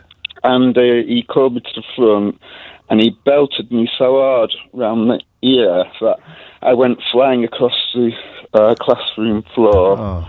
And that probably resulted in my anxiety that I've still got. I think you're right. Yeah. I mean, it sounds... Go on, carry on. Well, yes, and I've listened to you before, and I know you're very empathic, and you've had private education, which. But what strikes me about you is that you understand people like me, and. Thank you. Even despite your because of your private education, I think it's lovely the way you talk about people. Beautiful compliment. Thank you, Jester. I shall try to live up to that. It's probably down to my mum as much as anything else, actually. But and I'm not going to patronise you, but you know the idea of working your way through it. The more you do it.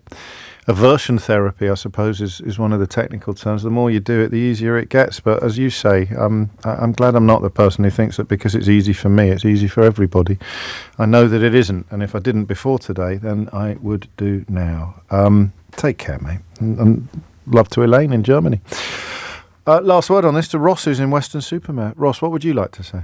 Hello, James. Hello. I want to mention the kind of relevance of public speaking to formal interview processes. Oh, yes.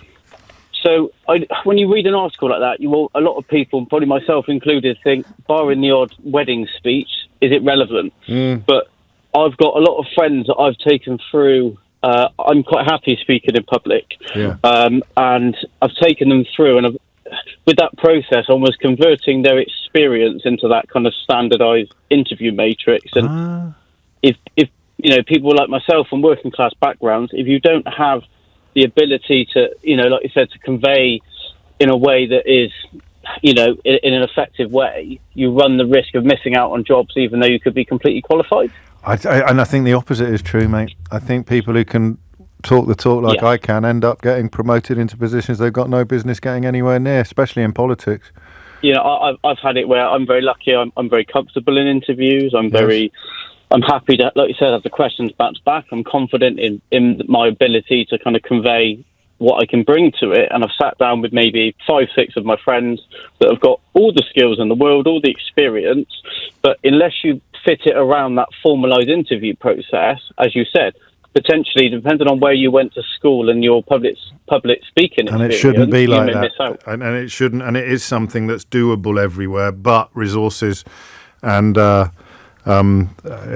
sundry other issues depending. Ross, thank you. You've taken us right up to the wire. If you missed any of today's show, you can listen back on Catch Up on Global Player, where you'll also find all of LBC's shows to catch up on, as well as all of Global's live radio stations. So download Global Player for free from your app store or head to globalplayer.com.